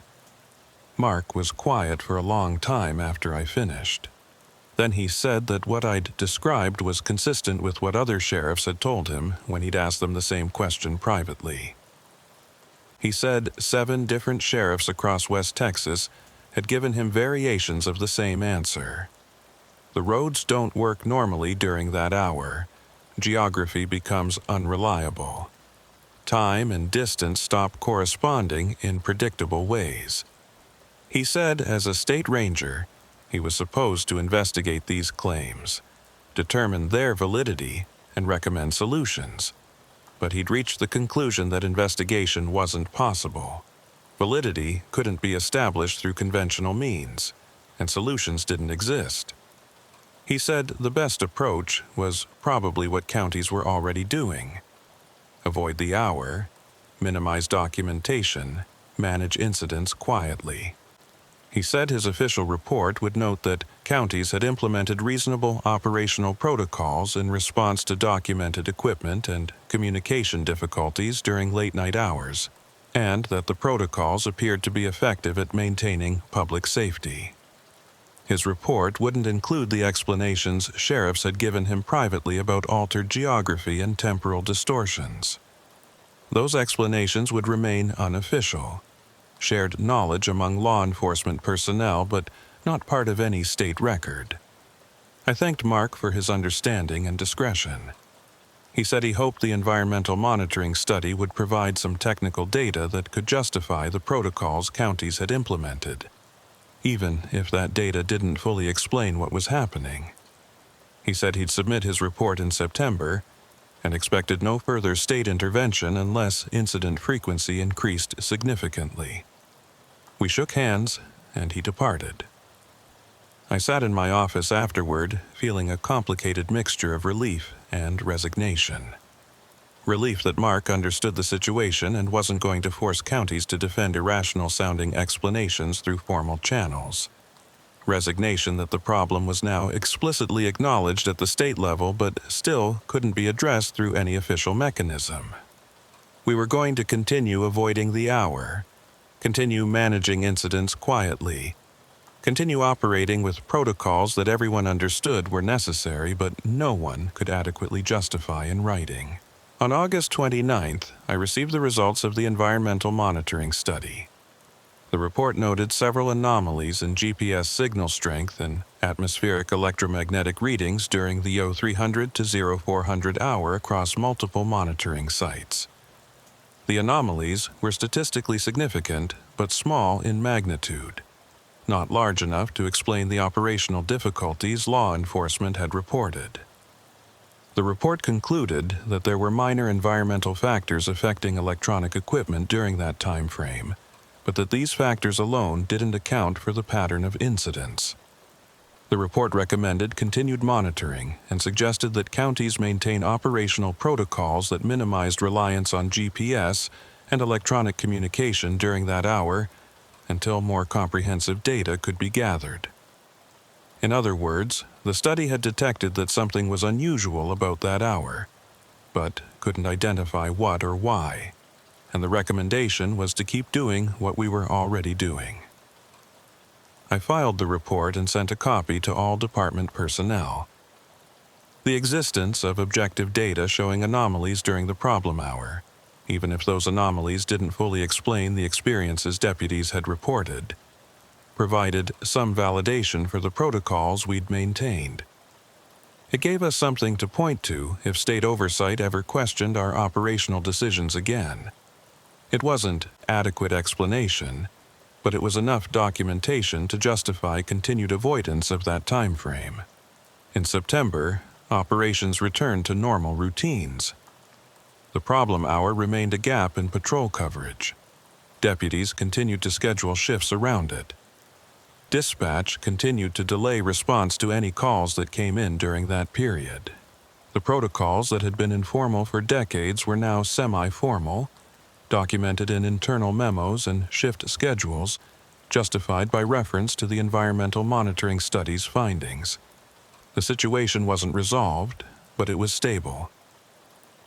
On September 14th, at 03:27 hours, I received a call at home from Evelyn Brooks. She said Deputy Rose McAllister had been involved in an incident, and I needed to come to the station immediately. I dressed and drove there, arriving at 03:52 hours. When I entered the station, I found Luis Ortega and Evelyn in the conference room. I asked where Deputy McAllister was. Luis said that was the problem. She wasn't anywhere. I asked him to explain. He said that Deputy McAllister had been working a special assignment, covering a shift gap due to another deputy being on medical leave. She'd taken the 0000 to 0400 shift, which she'd specifically requested not to work anymore, but had agreed to cover as an emergency. At 03:14 hours, she'd radioed dispatch that she was concluding patrol and heading back to the station from her last checkpoint on County Road 2810. Estimated arrival was 335 hours. At 03:22 hours, she'd radioed again, saying something was wrong with the road, that it didn't look right, that she was pulling over to wait until the hour ended. That was the last communication anyone had received from her. Luis said that at 04:02 hours, after the problem hour ended, he'd tried to raise Deputy McAllister on radio with no response. He'd tried her cell phone, and it went directly to voicemail. At 04:10 hours, he'd dispatched another deputy to drive the route she should have taken and look for her vehicle. The deputy had searched the entire route and found nothing.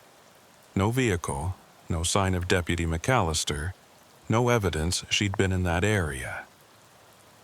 At 04:25 hours, Luis had expanded the search to include alternate routes and surrounding areas. At 03:45 hours, when I'd arrived, the search was still ongoing with no results. Deputy McAllister and her vehicle had disappeared. I asked Evelyn to replay the last radio transmission.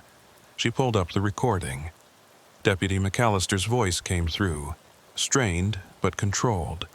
"Dispatch, I'm pulling over. The road doesn't look right. I'm going to wait here until after 0400. Don't send anyone until then." Then static. I asked if there had been any other transmissions, even partial or corrupted. Evelyn said no, just that one message. I asked Luis what he thought had happened. He said he thought Deputy McAllister had encountered the same thing Deputy Medina had encountered in July, that she'd been pulled into an altered version of the county's geography during the problem hour. But unlike Deputy Medina, she hadn't found her way back. I authorized a full search of the county, multiple deputies covering all possible routes, checking every location Deputy McAllister might have traveled to or stopped at. The search continued through the day with no results. By evening, we'd confirmed that Deputy McAllister was simply gone. Her vehicle's GPS tracker showed her last position as being on County Road 28 and 10 at 03:22 hours, and then no further position updates. Her cell phone's last ping to cell towers was at 03:23 hours from the same location. After that, nothing. She'd vanished from all tracking systems at the exact moment she'd radioed that she was pulling over because the road looked wrong. I filed a missing person report and notified state agencies. Mark Holloway called me later that day, asking what had happened. I gave him the basic facts. Deputy disappeared during the problem hour, last known position documented, extensive search conducted with no results. Mark asked if I thought her disappearance was related to the temporal and geographic anomalies we'd discussed. I said yes. I thought she'd entered a version of the county that existed during that hour and hadn't returned. Mark was quiet for a long time. Then he said this was exactly the kind of incident he'd been worried about, that as long as the problem stayed manageable with minor time discrepancies and equipment malfunction, counties could handle it. But if people started disappearing, state intervention would be required. I said I understood, but that I didn't know what form state intervention could take. Mark said he didn't know either. The search for Deputy Rose McAllister continued for 3 days with no results. On the 4th day, I made the decision to scale back to a monitoring status, where we'd maintain alertness for any sign of her, but wouldn't commit resources to active searching. There was nowhere left to search. She wasn't in the normal county. She was somewhere else, somewhere that overlapped our geography during that specific hour, but that couldn't be accessed from normal time and space. I wrote this account over the following weeks, documenting everything I've observed and experienced regarding the 0300 to 0400 hour in Presidio County. This document won't be filed officially. It won't be submitted to state agencies or included in any case reports. It will remain sealed with my personal records, available only if someone in the future needs to understand what happened here and why we managed the situation the way we did. The roads in Presidio County don't work normally between 0300 and 400 hours. Distance becomes unreliable. Time becomes elastic. Geography exists in multiple states. People can be pulled into altered versions of the landscape and may not return. We've managed this through avoidance and minimal documentation, maintaining protocols that keep personnel and the public as safe as possible, while acknowledging that complete safety isn't achievable. Deputy Rose McAllister disappeared on September 14th at 03:22 hours while traveling on County Road 2810. She radioed that the road looked wrong and that she was pulling over to wait. She never returned. Her vehicle was never found. The official report lists her as missing under unexplained circumstances. This document notes that she was lost to whatever exists in this county during the hour when geography stops being stable and the landscape opens into versions of itself that follow different rules. The protocol remains in effect. We don't patrol between 0300 and 400 hours. The roads change during that hour. Now we know the cost of forgetting that.